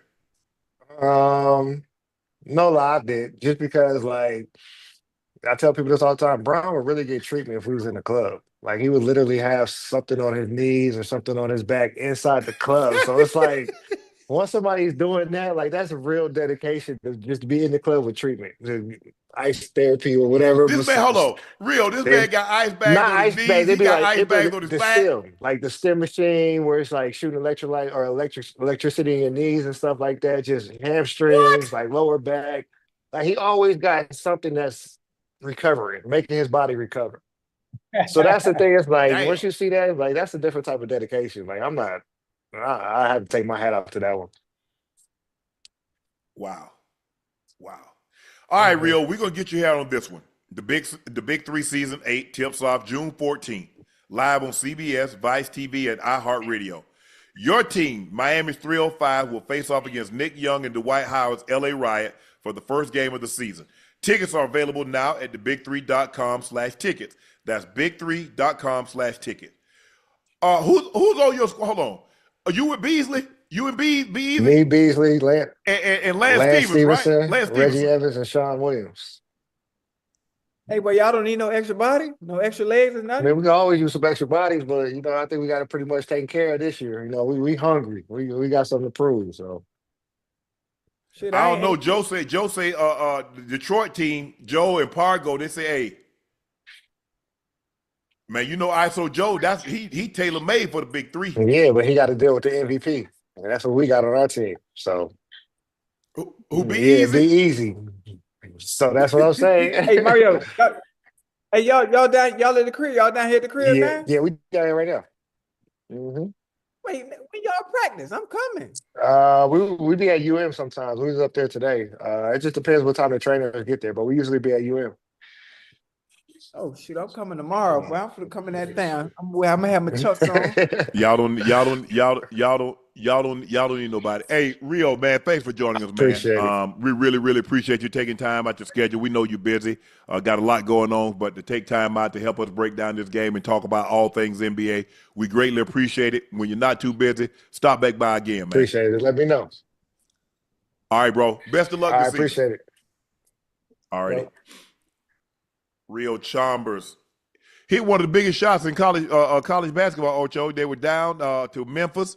He hit a three, sent the game in overtime. He was the finals most outstanding player. One of the big shots, obviously, I forget the guy from Villanova that hit the shot against UNC that actually won the game. But Rio hit a shot, sent it to overtime, and they ended up winning it on overtime. Gave Kansas that Bill Self, I think Bill Self, his first national title. Was it first? Nah, I don't think that was his first. What you call him gave him his first one when they beat UNC in the semifinals and they won. I don't know who they beat in the finals, but I think Self got 2 or 3 because I know they beat Hubert Williams, the first Hubert Davis, excuse me, the first one. Remember Carolina had that big old lead? Bill Self had 2. So Real them did give him his first one.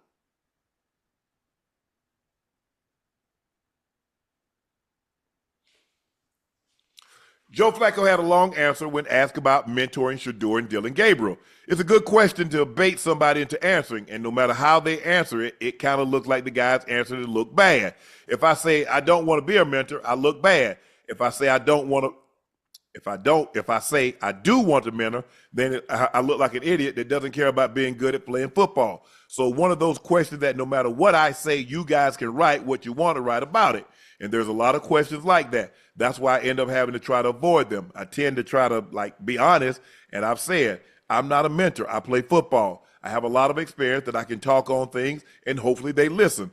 But it's not necessarily my job to make sure they listen to me. Hopefully you have a really good relationship with the guys that they're in the room and you naturally want to do that. Ocho, what do you make of what Joe Flacco is saying? And that man is not there to be no goddamn mentor, man. These dudes behind me trying to take food off my plate. They trying to take money out my pocket. They here to take my goddamn job.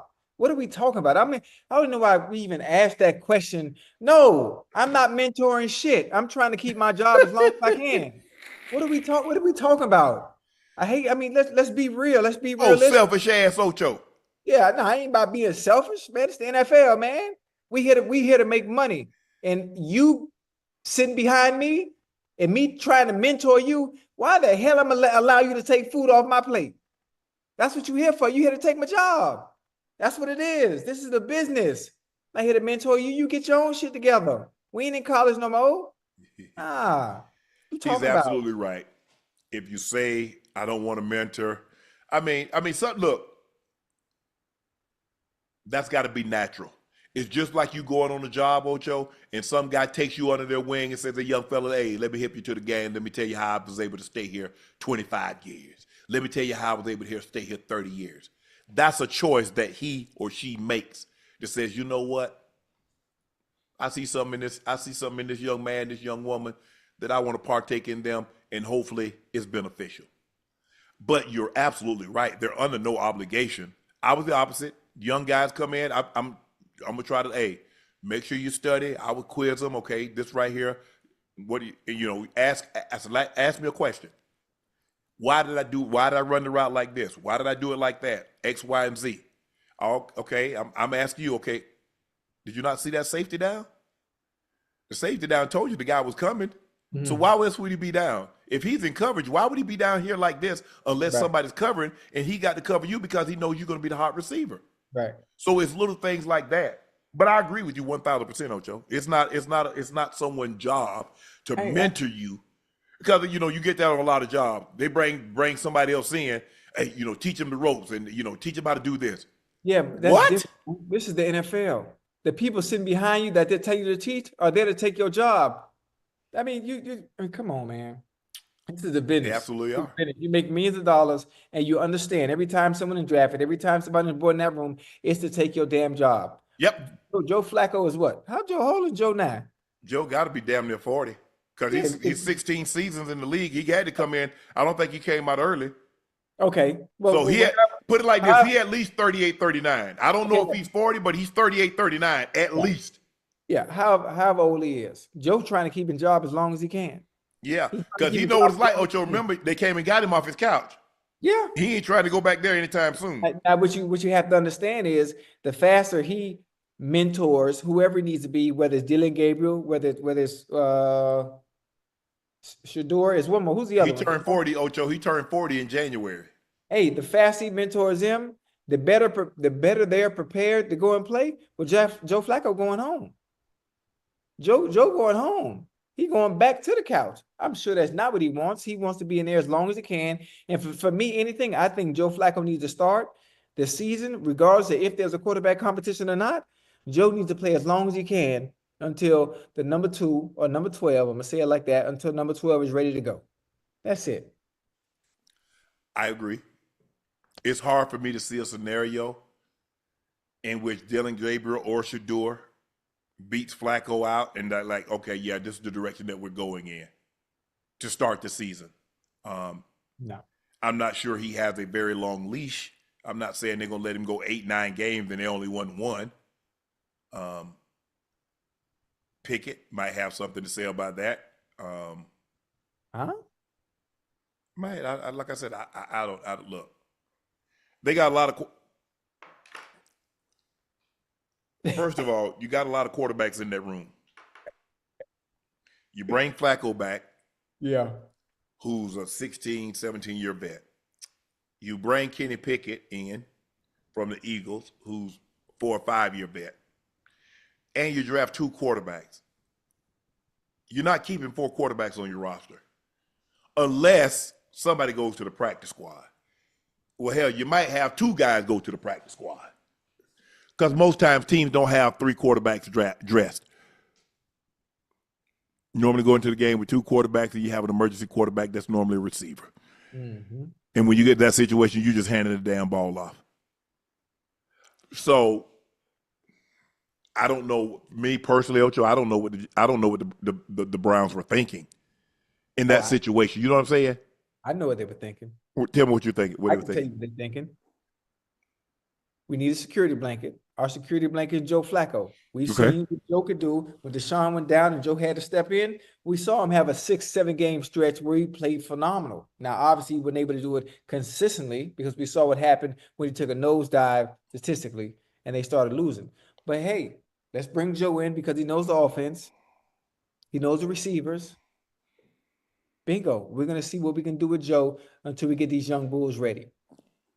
That's as simple as it gets. Why bring Kenny Pickett back then? Well, I don't know. You know, Kenny Pickett. Who's Kenny Pickett going to beat out? And I mean no disrespect. We've seen a small sample size of what Kenny Pickett is doing when he was with the Steelers. What are we talking about? He's no threat. He's no threat to anybody over there. I mean, let's be realistic. Well, and I don't mean that in a disrespect. You say I disagree. If he was who he was, he would still be restarted. Excuse me. It's very, very early in Kenny's career. Great dude. I love him. I love him to death. But if you are who you thought you were, who we thought you were, you would still be in Pittsburgh. True. That's all. And I mean no disrespect. I'm saying in the best way I can. But and that's my thing, Ocho. That's what I don't get. I don't know why you bring 2 veterans in. You draft 2 rookies. Obviously, I don't believe Deshaun is going to be able to play. I mean, he seems to think that he might be able to play, or I don't know. I don't see that. But hey, maybe he went to a great orthopedic that would repaired it. I don't know if he went to Elatrosh. I don't know if he went to the guy to New York, James Andrews. I don't know. I don't know. Watkins, I don't know who he went to. But it's just hard for me to see Deshaun playing this year when he tore that Achilles and he retore it. Yeah. That goes without saying. Now, Joe Flacco, we know what Joe Flacco is. It's been a long time since Joe has started the season for a team. He's been a backup. Guys don't perform well. He comes in.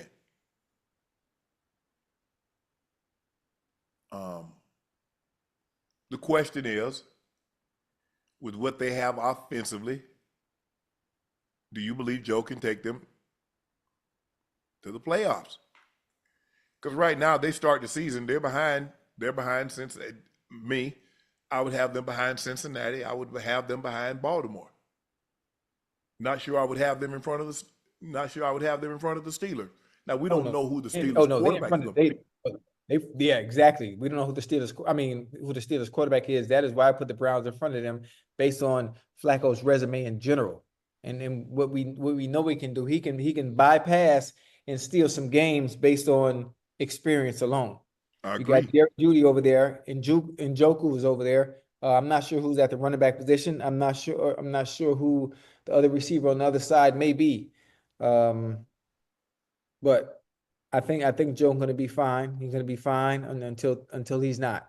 Until they feel they have to make a change, and the fans will let you know when it's time to make a change. True.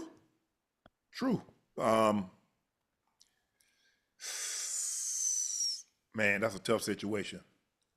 That's a very tough situation. Nah. And then every day they posting the quarterback stats. Wednesday, OTA, the 28th, Joe Flacco had 9 completions on 14 attempts, 1 touchdown, no interceptions, 64% completion. Dylan Gabriel, he was 11 of 16, 2 touchdowns, 1 interception, 69%. Shador was 7 of 9, 3 touchdowns, no interceptions, 78%. And Kenny Pickett was 9 of 16, no touchdowns, no picks, 56%. Yeah, I take all those stats in practice with a grain of salt. You in nothing. OTA, you ain't got no shoulder pads, guys can't No rush. shoulder pads. You got shorts on, jersey Guys on. ain't trying to run through no Yeah. DBs to break the pass up. That don't mean nothing. Holla at me. Let me see how you look preseason.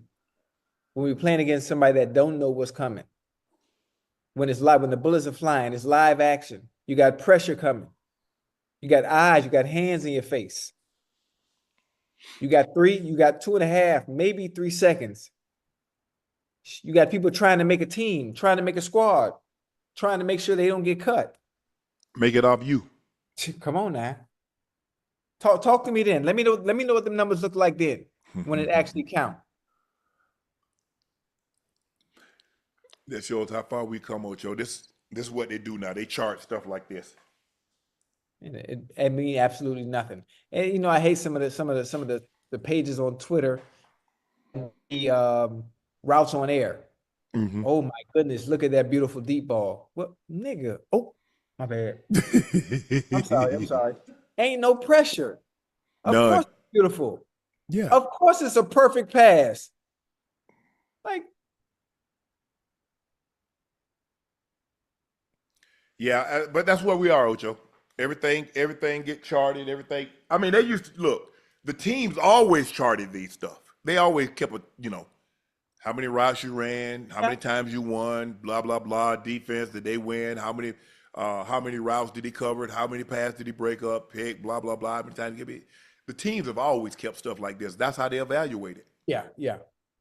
But we don't normally have publications, Twitter, whoever, whether it's a YouTube or whomever that charts stuff like this and keep a tally of it. Means nothing. No. I mean, you're supposed to get up it on air. You're supposed to catch it on air. You're supposed to complete it on air. It's supposed to look perfect. Yeah. It's not supposed to look chaotic. So, look, Shador knows what he's up against. He knows he's not a first 3-round pick. So there's no assurances that he's going to be on the team. He understands that. I'm sure his dad has told him that. I'm sure his agent has told him. I don't know if it's his dad. I don't know if his agent, who his agent is. But I'm saying, I'm sure they told him, made him aware. There are no guarantees. The Browns probably have made, the mere fact where you was drafted lets you know there are no guarantees. Come on now. But if Shador is what he believes he is, I don't see the problem. So, Joe Flacco, Dylan Gabriel, Shador Sanders, Kenny Pickett, all fighting for, I believe, 2 spots.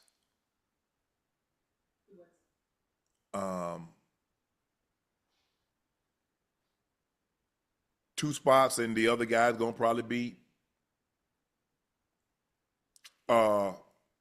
practice squad. Practice squad. I mean, like you said, OTAs don't tell me ish. I need to see some preseason. Now, I don't think that probably Joe Flacco probably is going to play in the preseason.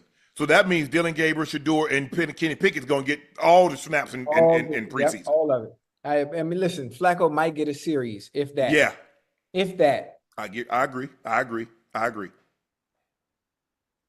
But these other guys, y'all playing.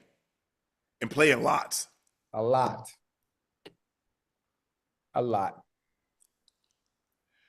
Despite an uneven start to his career, Jets quarterback Justin Fields believes he's on the cusp of a breakout season. He thinks it's the right team, the right time, and the right scheme. I think I can be great. That's been the goal of my whole life, my whole career. I think the sky's the limit for this team, for this offense, but we have a long way to go. Our offense and defense are new, so guys are really tuned in, locked in, trying to get everything down. But I think once we do, I think the sky's the limit. I mean, we have all the guys we need. We have all the talent, so it's really just going to come down to discipline and execution.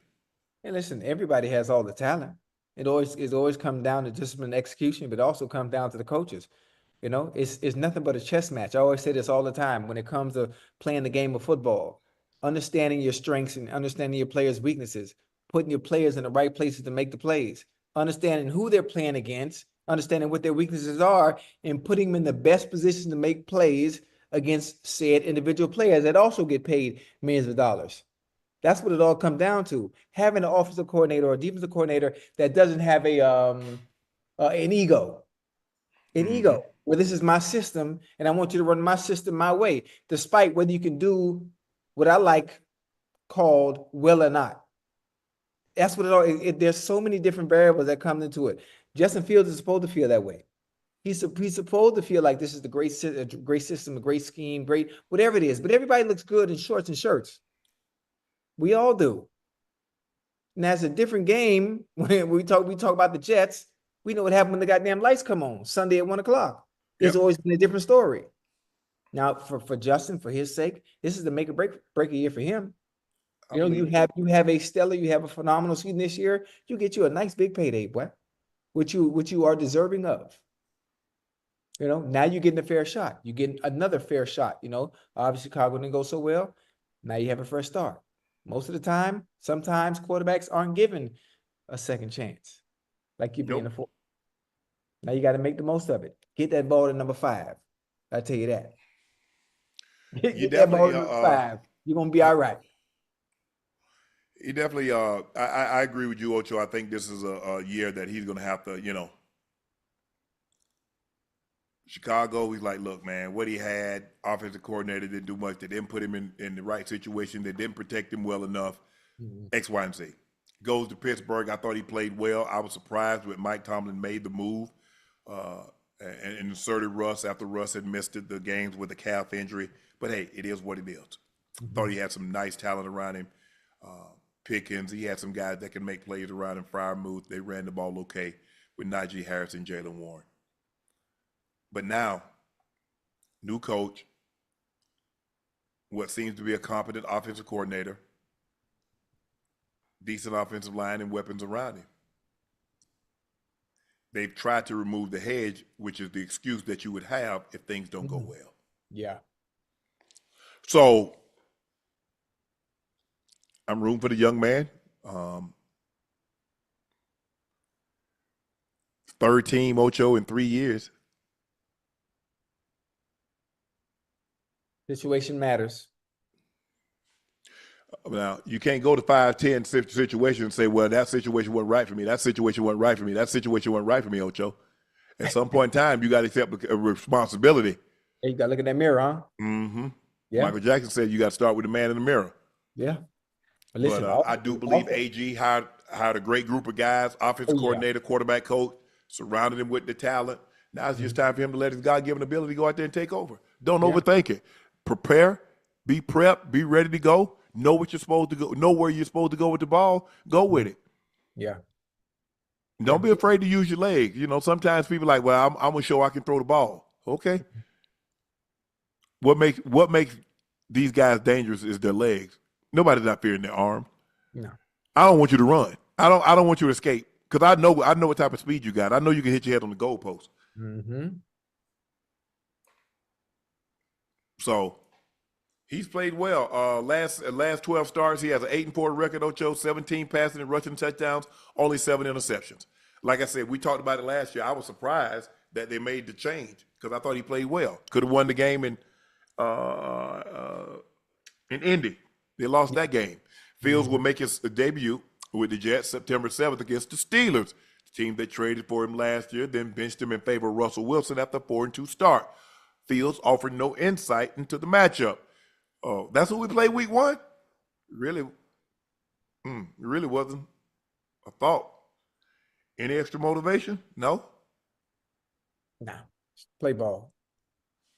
Just play ball. No motivation needed. Hey, the motivation should already be there, regardless. I don't care what happened in the past. I don't care what happened in the past, boy. Look, they wanted him back, but he's like, nah, after the way y'all did me, had I been playing back, had I been 0-6, had I been 2-4, I could understand you going in a different direction. But I was 2 games over 500, and I don't think maybe – I'm trying to think, what was that game that Russ and them came back and they won? I would have to look back. I can't remember off the top of my head, but I don't think the Steelers won any games that they probably wouldn't have won if Russ wasn't in there. Yeah, but you also have to understand, Mike Tomlin gave his word to Russ. So he had to stick by his word because I think everyone, including Russell Wilson, would have been looking at Tomlin funny after already voicing who was going to be the starter publicly to everybody. So whenever Russ was healthy, things change, situations change, Ocho. You can't go back on that. Ocho. As coach, everybody gonna be looking at him funny.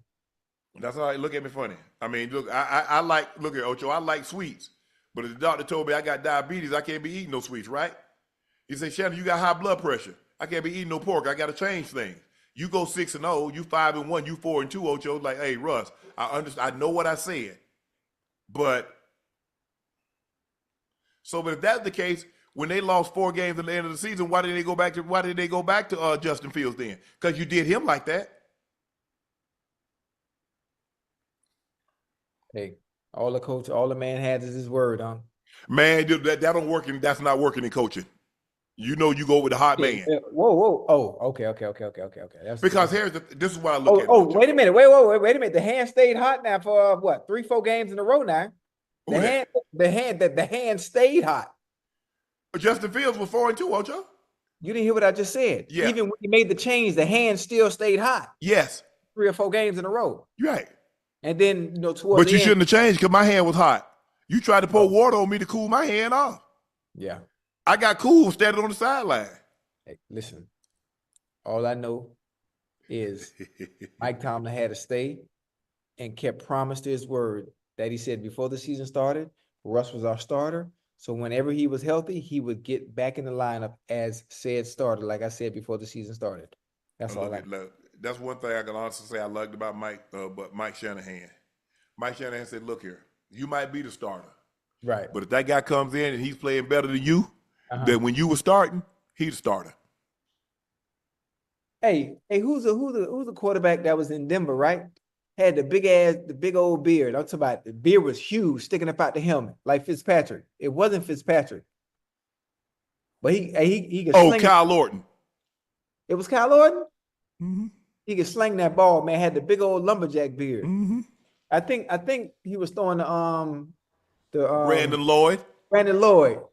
Yeah, that's who had some hands. People talk about everybody else. They be mentioning got hands. People don't realize how good a hands that joker had. Man, B. Lloyd was catching all acrobatic catches, boy.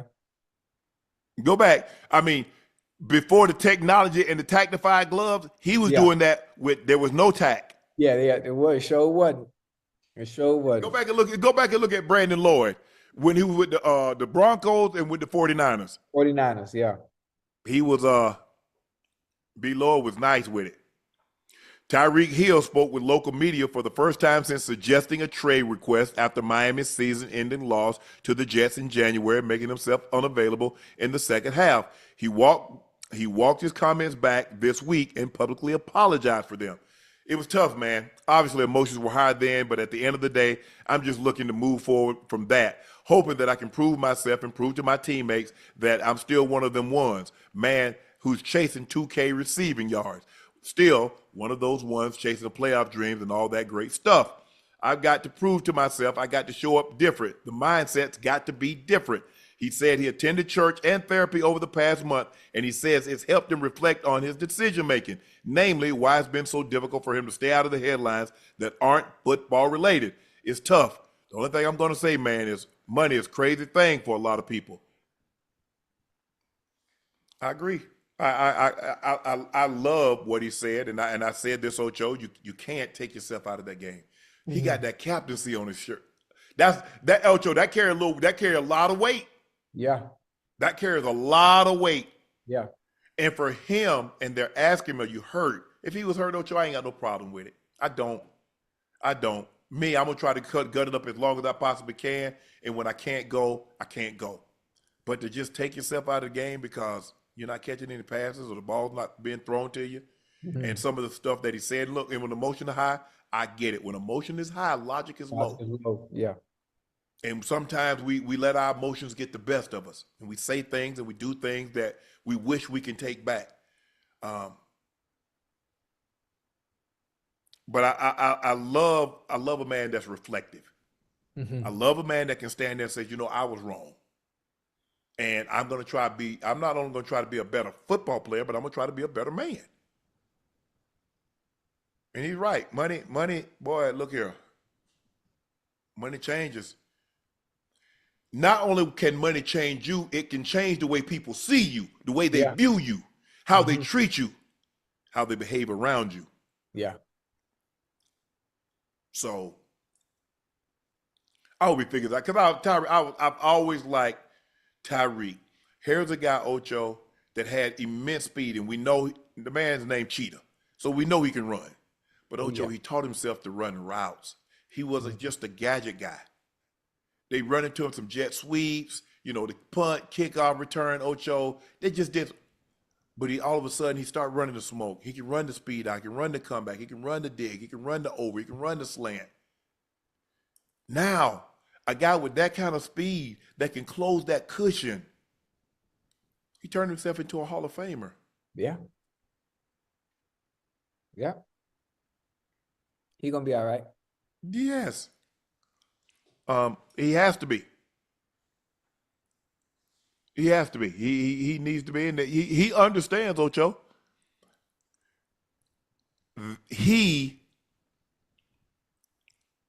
You want a contract extension. Well, I got to pay you on what I believe you can be moving forward, not on what you've done. I know about that 1,800, 1,900-yard season that you had. Unbelievable. You were sensational. I paid you for that. Made you one of the highest paid receivers in football. You were the highest paid until all these other guys started getting their contract. Now, if I were to extend you or give you a new contract, Ocho, I got to base it on what do I think Tyreek Hill. Am I going to be able to count on Tyreek Hill the next 2-3 years? Because that's what I got to pay. That's what I'm paying him for. Right. And you see where the wide receiver money is going, Ocho. Hey, that thing is north of 35. Chase is in the 40s.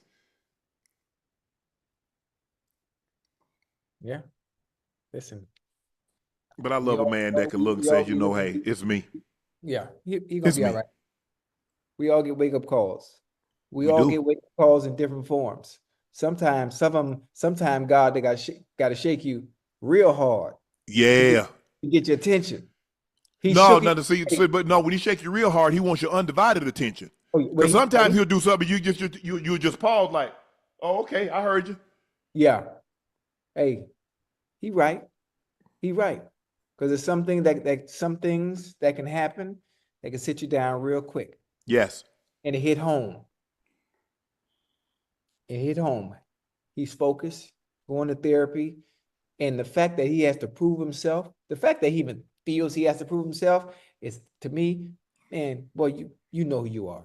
We know what you can do. We know why your numbers weren't what they were last year. But anyway, having to prove yourself again, if your quarterback can stay upright and healthy. But you know what, Ocho? If you think about it, 1,900-yard season. But think about it. How did the season start? Controversy, and it ended the same way. You see, remember how we say, Ocho? You limp into the season, you limp out of it. Yeah, you're right. You come in with some bull jive follow you out of it. Yeah. So, like I said, he learned. He going through a lot. He got a lot of stuff going on off the field. That's not football related. Maybe that was weighing on his mind. Ocho, people don't understand, man. Sometimes, boy, you have stuff going on, and you have to be able to compartmentalize. And some people compartmentalize better than others. Mm-hmm. Some people can stay tunnel focused. When I'm on this football field, the most important thing is this football. Me catching it, me intercepting it, me sacking the quarterback, or whatever, running the football, whatever the case may be. And then once I'm off this football field, I got to deal with day-to-day of life. Yeah. Family, friends, loved ones, kids. And you know what? That's why I love when I was playing. Obviously, I didn't have many issues off the field until obviously on the back end. But I'm saying during that early time, that first decade, I ain't had no issues. You did not. What I was able to do, if I did have anything lingering, which was very, very, very small, I knew once I walked in that locker room, oh man, that's my safe space. That's my heaven.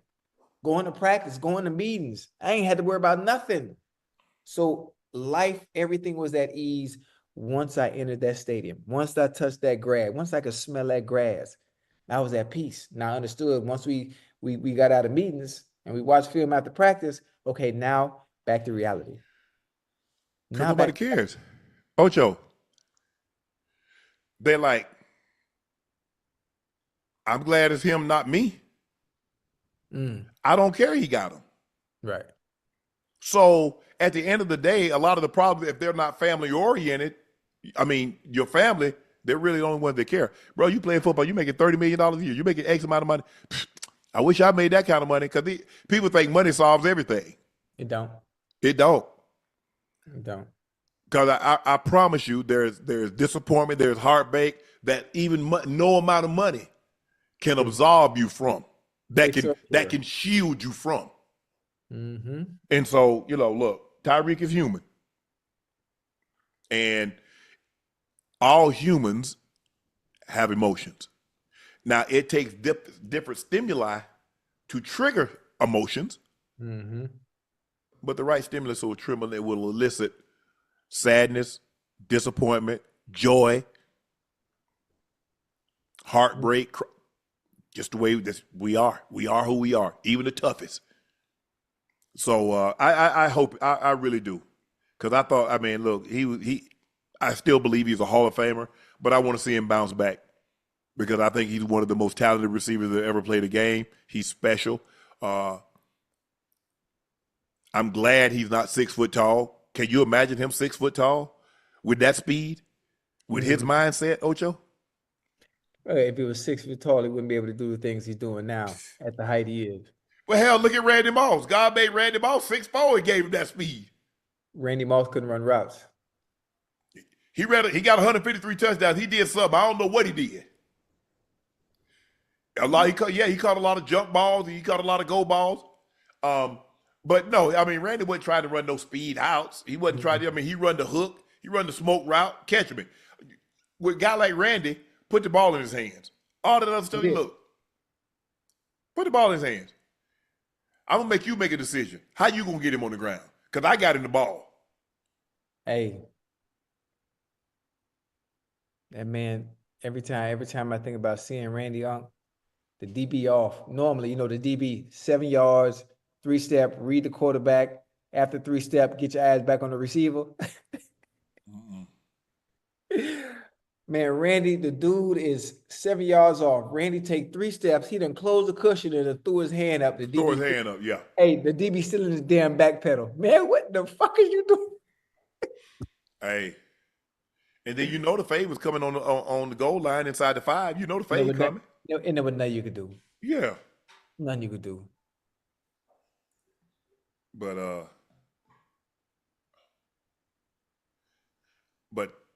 Tyreek could get it figured out. Yeah. He get it figured out. Patrick Mahomes says Travis Kelce doesn't seem like a player on his last ride. If it's his last ride, you would never know. The way he's talking about football, the way he's talking about working, trying to be even better than he was last year, it doesn't seem like a guy that's on his last ride or he's tired of the job. He's in here, he's working. I know his body feels good. I think he feels better than even last year before going into last season. just because he's motivated to have an even better year. Yeah. I think, look, new relationship, Ocho, new relationship. He's out. I'm support my lady. And I think the thing, I think he deep down and so he knows he didn't put the time in that he needed to. He didn't put that work in. He's putting that work in now. I guess he looked like his body's changed. He's lost some weight. I mean, you have to realize they're comparing Trav to a younger Trav. Mm-hmm. They're not comparing him to Laporta and all these other guys. They're comparing to his younger self and what they saw him do. Mm-hmm. We used to him being the premier tight end in all of football. There's no question. Who best Travis Kelce? Yeah. Now you got other guys. Now you got Laporta said, hey, what about me? You got McBride in Arizona saying, what about me? You got Bowers in Oakland. What about me? Las Vegas. What about me? Yeah. Kittle. So you got other guys that like, hold on, well, it's not a foregone conclusion anymore. Now Travis is like, hey, I want to stay attached to that best tight end conversation. And it'll humble you, man. Yeah. Yeah. You got to put that work in. But also, is one thing putting in the work, but also he's gonna need help as well. I think Rashid Rice being back, you saw Worthy. You see him get better and better and better. Mm-hmm. Now, if Trav comes back, 85% of what he was, 90% of what he was at his absolute best, you got Hollywood Brown back. Mm-hmm. The question is, Ocho. That's nice offense. The offensive line. What they gonna look like? Which offensive line gonna look like? Mm-hmm. They drafted offensive tackle out of Ohio State the first round to be a left tackle. Left tackle. You got Trey Smith. You got Humphrey. You got one of the best centers in football, one of the best right guards in football. But they were lacking at the other position, and it reared its head in the Super Bowl. It did. But I'm glad Travis is putting that time in, But at this point in time, Ocho, you don't. I mean, sometimes but at the end of the day, you take it 1 year at a time now. Yeah. He done got past 10. It's one at a time. It ain't no more. Man, that got me 5 more. I'm taking one at a time. If I get 5, whew, thank you, Jesus. Mm-hmm. If I get 1, if I get 2, hell, I got 2 more than the original number that I set for myself. Right. At that point, you just pray you get in the extra years. Yeah. Because I wanted 5. I was like, man, if I can get me 1. Once I got the 1, I was like, man, if I get the 5, Ocho, whoo, 5 years. Once I got the 5, I was like, 10 is the goal. I got to get 10. Let me get the 10. Yeah. Once I got the 10, okay, let me try to get 11. Let me try to get 12. I'm trying to steal it year after year. Yeah. I sure wanted to steal me 1. I don't think I was able to steal 1, but I was going to steal me 1. I don't know if it's going to be 15 or 16, but I was going to steal 1 year. They're like, damn, Sharpe sure don't look the same. I'm not. But them checks the same. I'm not. Nope. Sharpe can still run, but Sharpe just can't get over like he was. Sharpe ain't got the wiggle like he was had. Julio Jones says he's not rewatched his Super Bowl 51 loss to the Patriots. I had 4 opportunities the whole game. That's insane. That's ridiculous. 4 targets in the Super Bowl? Also, Julio got to understand who you're playing. What does Bill Belichick do best? Take away a team's best offensive weapon. That's what he's known for. Try to do. That's what he's always has done, regardless to where you line up. Regardless to where you line up, the defensive play call is made based on where you line up. So he gonna boom. Number 1, he taking that out. Yep. Take you out. So Julio understands that now, and anybody that's going to play against a Bill Belichick defense understands that as well. Hell, when I knew I was playing against the Patriots, I didn't get my hopes up because I already knew what time it was. I already knew who she's going to eat. Whoever the third receiver was, they're going to eat. You just understand that going to those games. I just didn't get when they got that lead why they wouldn't run the football. But people say, well, you do what you did when you got what got you there. Yeah. But you got to be smart. You got to be smart, Ocho. Yeah. And Kyle wasn't smart. And it falls on DQ too because he's the head coach. All right, run it. Hey, don't be afraid to run it here. Just to keep throwing the ball, stopping the clock. Why? That yeah, they're not getting over that. And plus, rewatching it does not change the outcome. You probably don't want to relive that. Hell nah. Want to relive that, don't want to rehash it. Then you're watching it, you only had 4 targets. I mean, there's really nothing to see. You had a great catch on the sidelines, though. Phenomenal catch. I'm sure you've seen that replay over and over and over.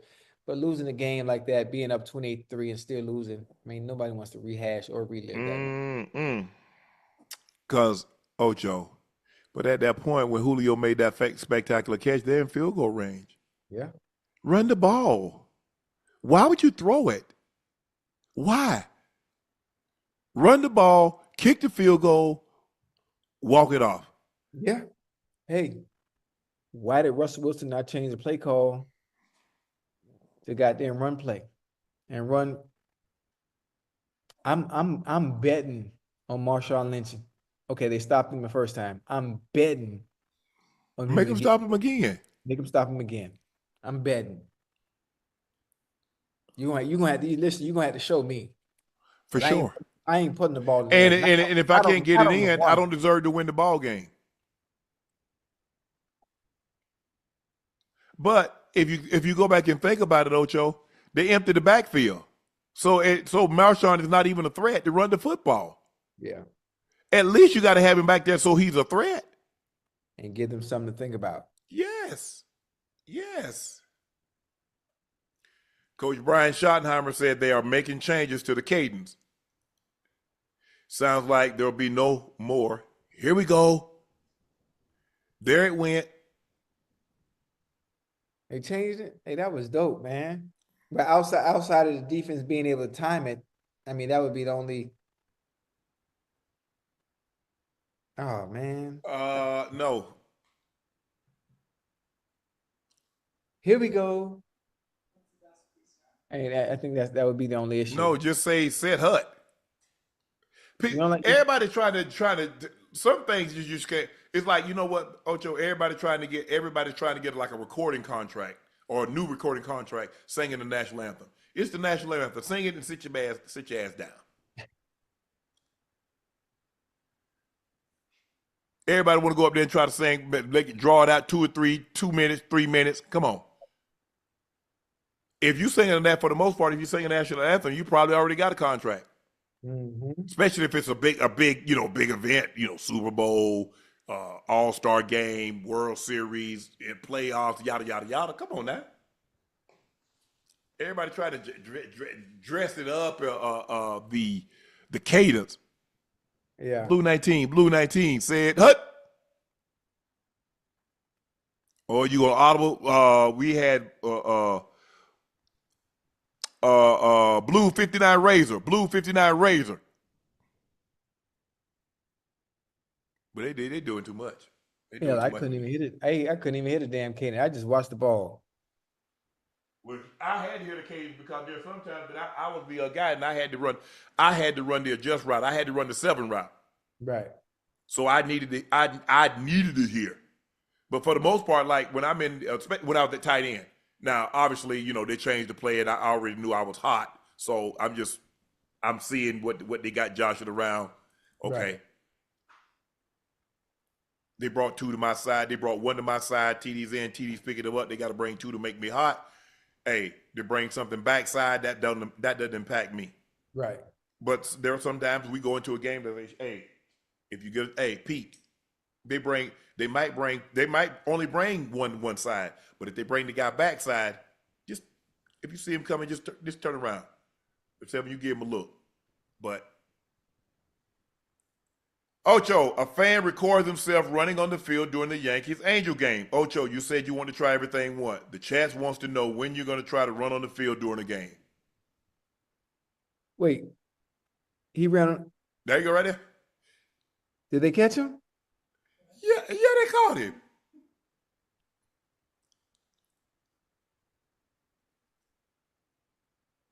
Hey, you know what's funny? What? What's taking security so long to get to him? Man, Ocho, you make it seem like the security guards at one point in time were football players or track athletes. You seen them. Oh, he got away. They caught him. They got him. See? Oh, hey. Hey, listen, I'm not. Listen, I'm not going to embarrass security like that, man. Because good and well, they not catching me. But let's start there. The fact that I'm still active, still running, still playing soccer at a very, very good level, not elite level, but at a very, very good level. It would no, and I don't want to make headlines for the wrong reason. If I'm making any headlines, it's gonna be for some good. Okay. All right.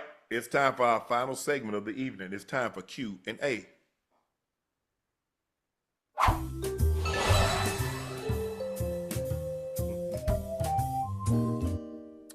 Mark Monroe said, from Seattle, we shall be returning to the NBA soon. For now, we'll just keep innovating the world for you all. Yes, Mark, it's been reported that Seattle and Las Vegas are the two favorite to get the new two teams. And they're looking around $6 billion for that. Whew. Whew. I'm sure the 30 other owners are like, yeah, Seattle, y'all got it. Vegas, y'all got it. Mark, again, thank you for your donation. And yeah, Seattle, I mean, yeah, we don't Seattle was a good base. Seattle. I mean, I remember the Supersonics when they had the Rain Man, Sean Kemp, and they had Gary Payton. Detlef Shrimp was up there for a while. Jack Sigma. I remember when they won the championship with Gus Johnson. They called him the Wizard. Dennis Johnson. They had really good teams. They had some really, really, really good teams. Mark, are you going to be a season ticket holder?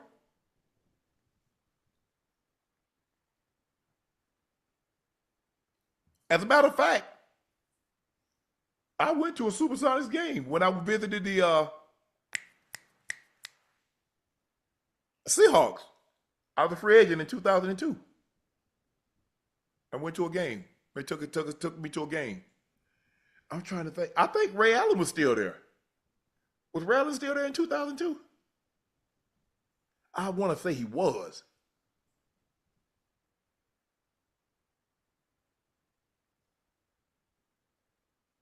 Who's on the team in 2002? Rashard Lewis? It was it was like in March. Who's on the team then? Was GP on the team?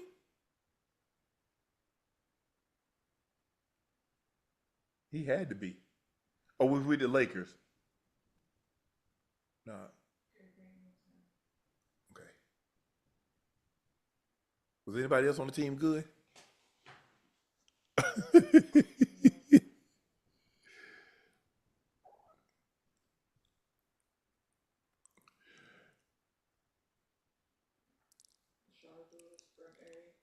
Oh yeah. Wow. Yeah, I don't that was so long ago. Like I said, I don't even really remember. I don't even know if they won or lost. Tyron said, what's up, Uncle Ocho? Is Tyrese Haliburton a superstar? No, I say he's a star, but not a superstar. In my opinion, but people. He's a star. Fiends, New Jersey said, ain't no casual buying ticket to see no Haliburton. True. D_Rob, it's obvious. Nap time showed New York grace. Better to enjoy the victory at home via fight through a riot at the Mecca afterwards. Millions saved. Just make sure you take care of business at home. James Rivallo. Giannis to the Lakers. I'm sure they can bring in a third Dallas as a team to do something stupid and get across the finish line. Robert Vasquez. Hey, Unc. Either my boy, he finna pay you off soon as it happens. 5,200 pocket change for at least something on the watch you're gonna have to right now. Love the show. It's 5,900 right now. and it's going up $2 a day. $2 a day. Right. Yeah. Boy, in this economy? Yeah, I need my money in this economy. I'm in this economy too. Think about how long you owed me, Ocho. I know, but think about all the things I had to go through since I owed you. You and me both. Sir Cates, Sir_Cates. My guys, 2 questions. If Kyle Pitts has another lackluster season, what's his future looking like with the Falcons, and should Trey Hendrickson play, sit out, or ask for a trade if the Bengals don't pay him what he's earned? No. And if he has another lackluster season, I don't think they picked up the 5th-year option on Kyle Pitts, trying to make him motivated. Yeah, if he has another lackluster season, he will not be in Atlanta after this season. That being said, Trey Hendrickson, it's hard to see. I think he plays, but not before he sits out the first half to get that accredited season. Oh, I see what you mean. Yeah. You know what? I don't know what he's gonna do. But I know one thing, when it comes to business, if you're serious about your money, if they know you love the game of football, they will play with you. They sure will. They will play with you because they know you love it and they know you can't stay away from it. So in order for you to get your money, if you're really serious about business, you're going to have to put that love for the game aside. You do. And really show They use that against you all the time, Ocho. I know. Yeah, yeah, absolutely. Absolutely. They're going to bet against you every time. Elbiden Melkick. Ocho, you need to come to Cincinnati to watch your guy Kai Kamara at FCC wearing 85 for you. Oh yeah, that's my guy. Kai's my guy, man. He just signed to FC Cincinnati. I gotta get out to a game. I gotta get out to a game very soon, very soon. I'll be out there. Leota Rose, shout out Nightcap, Mars, Ash, Unc, and Ocho. Did you see the OKC win coming, and what do you think is next? I think they're going to be favored over whomever they face in the NBA Finals. I don't know. I think they put a graphic up on the screen that they split OKC and Indiana. I think they both won 2 games this season. I think they split this season. So it'll be interesting, but I think OKC is going to be favored. They look like the best team in the playoffs this year. They went 7 games with Denver, blew that game wide open. This series wasn't really much of a series. They won going away. And if they were to win the series, I mean, right now they got the largest margin of victory of anybody that's been in the playoffs. They're winning by like 13, 14 points a game. So they're going to be favored. D-Chat, Uncle Ocho, love the show. Thanks for bringing great content on a nightly basis. Guys, can you give a shout out to my son Jameer and his good friend JJ? These 2 guys will be graduating from high school tomorrow. Duval. We absolutely can. Jameer and JJ, congratulations. Graduating high school, the end of one journey, start of another one. Congratulations, guys, of all the hard work that you guys have put in. And D-Chat, thank you guys for your support. And congratulations, Jameer and JJ. That concludes this episode of Nightcap. I am your favorite Unc, Shannon Sharpe, my partner and co-host, Liberty City's own Bingo Ring of Fame honoree, Pro Bowler All-Pro. That's Chad Ochocinco Johnson. Please make sure y'all hit that subscribe button. Please make sure you go subscribe to the Nightcap podcast feed wherever you get your podcast from. Guys, I want to thank you again. You guys have been so great to us. We're officially 1.77 million, 1,770,000. We could not have done that without you in less than 2 years. So all the accolades and all the attention that we've received is because of you. And I want to thank you. Ocho wants to thank you and everybody at Nightcap, because it's because of your eyes, your ears, and your word of mouth that we've been able to ascend to the heights that we've ascended to. So again, thank you. Make sure you check out Shea by Laportier. We have it in stock. Now, if you can't find it in a city or a state near you, we're coming soon, shortly. Trust me, believe me. But if you can't find it, order it online. We'll ship it directly to your door. It's the best tasting VSOP, premium VSOP on the market. Trust me, you won't be disappointed. Make sure you go check out Shay Media, my company, on all of its platforms, and my clothing company, 84, with 84 being spelled out. The link is pinned in the chat. Supplies are limited. Now, once they're gone, And so please grab yours while supplies last. The Knicks stay alive, force game 6, 111-94 over the Indiana Pacers at home. They returned on Saturday to Indiana. Jalen Brunson was sensational, 12 of 18, 4-7 from 3, perfect from the free throw line, 32 points. Cat, 24 and 11. He got 11 from OG, 12 from Mikal Bridges. And Josh Hart chipped in off the bench with 12 points and 10 rebounds. And they win 111-94 to force a game 6 back in Indiana. I'm up. He's Ocho. We're back Saturday, right? We're back Saturday. Will Indiana close it out and face OKC, or can the New York Knicks force a game 7? Knicks Check in us out 7. after the game on Sunday. I'm Unc. He's Ocho.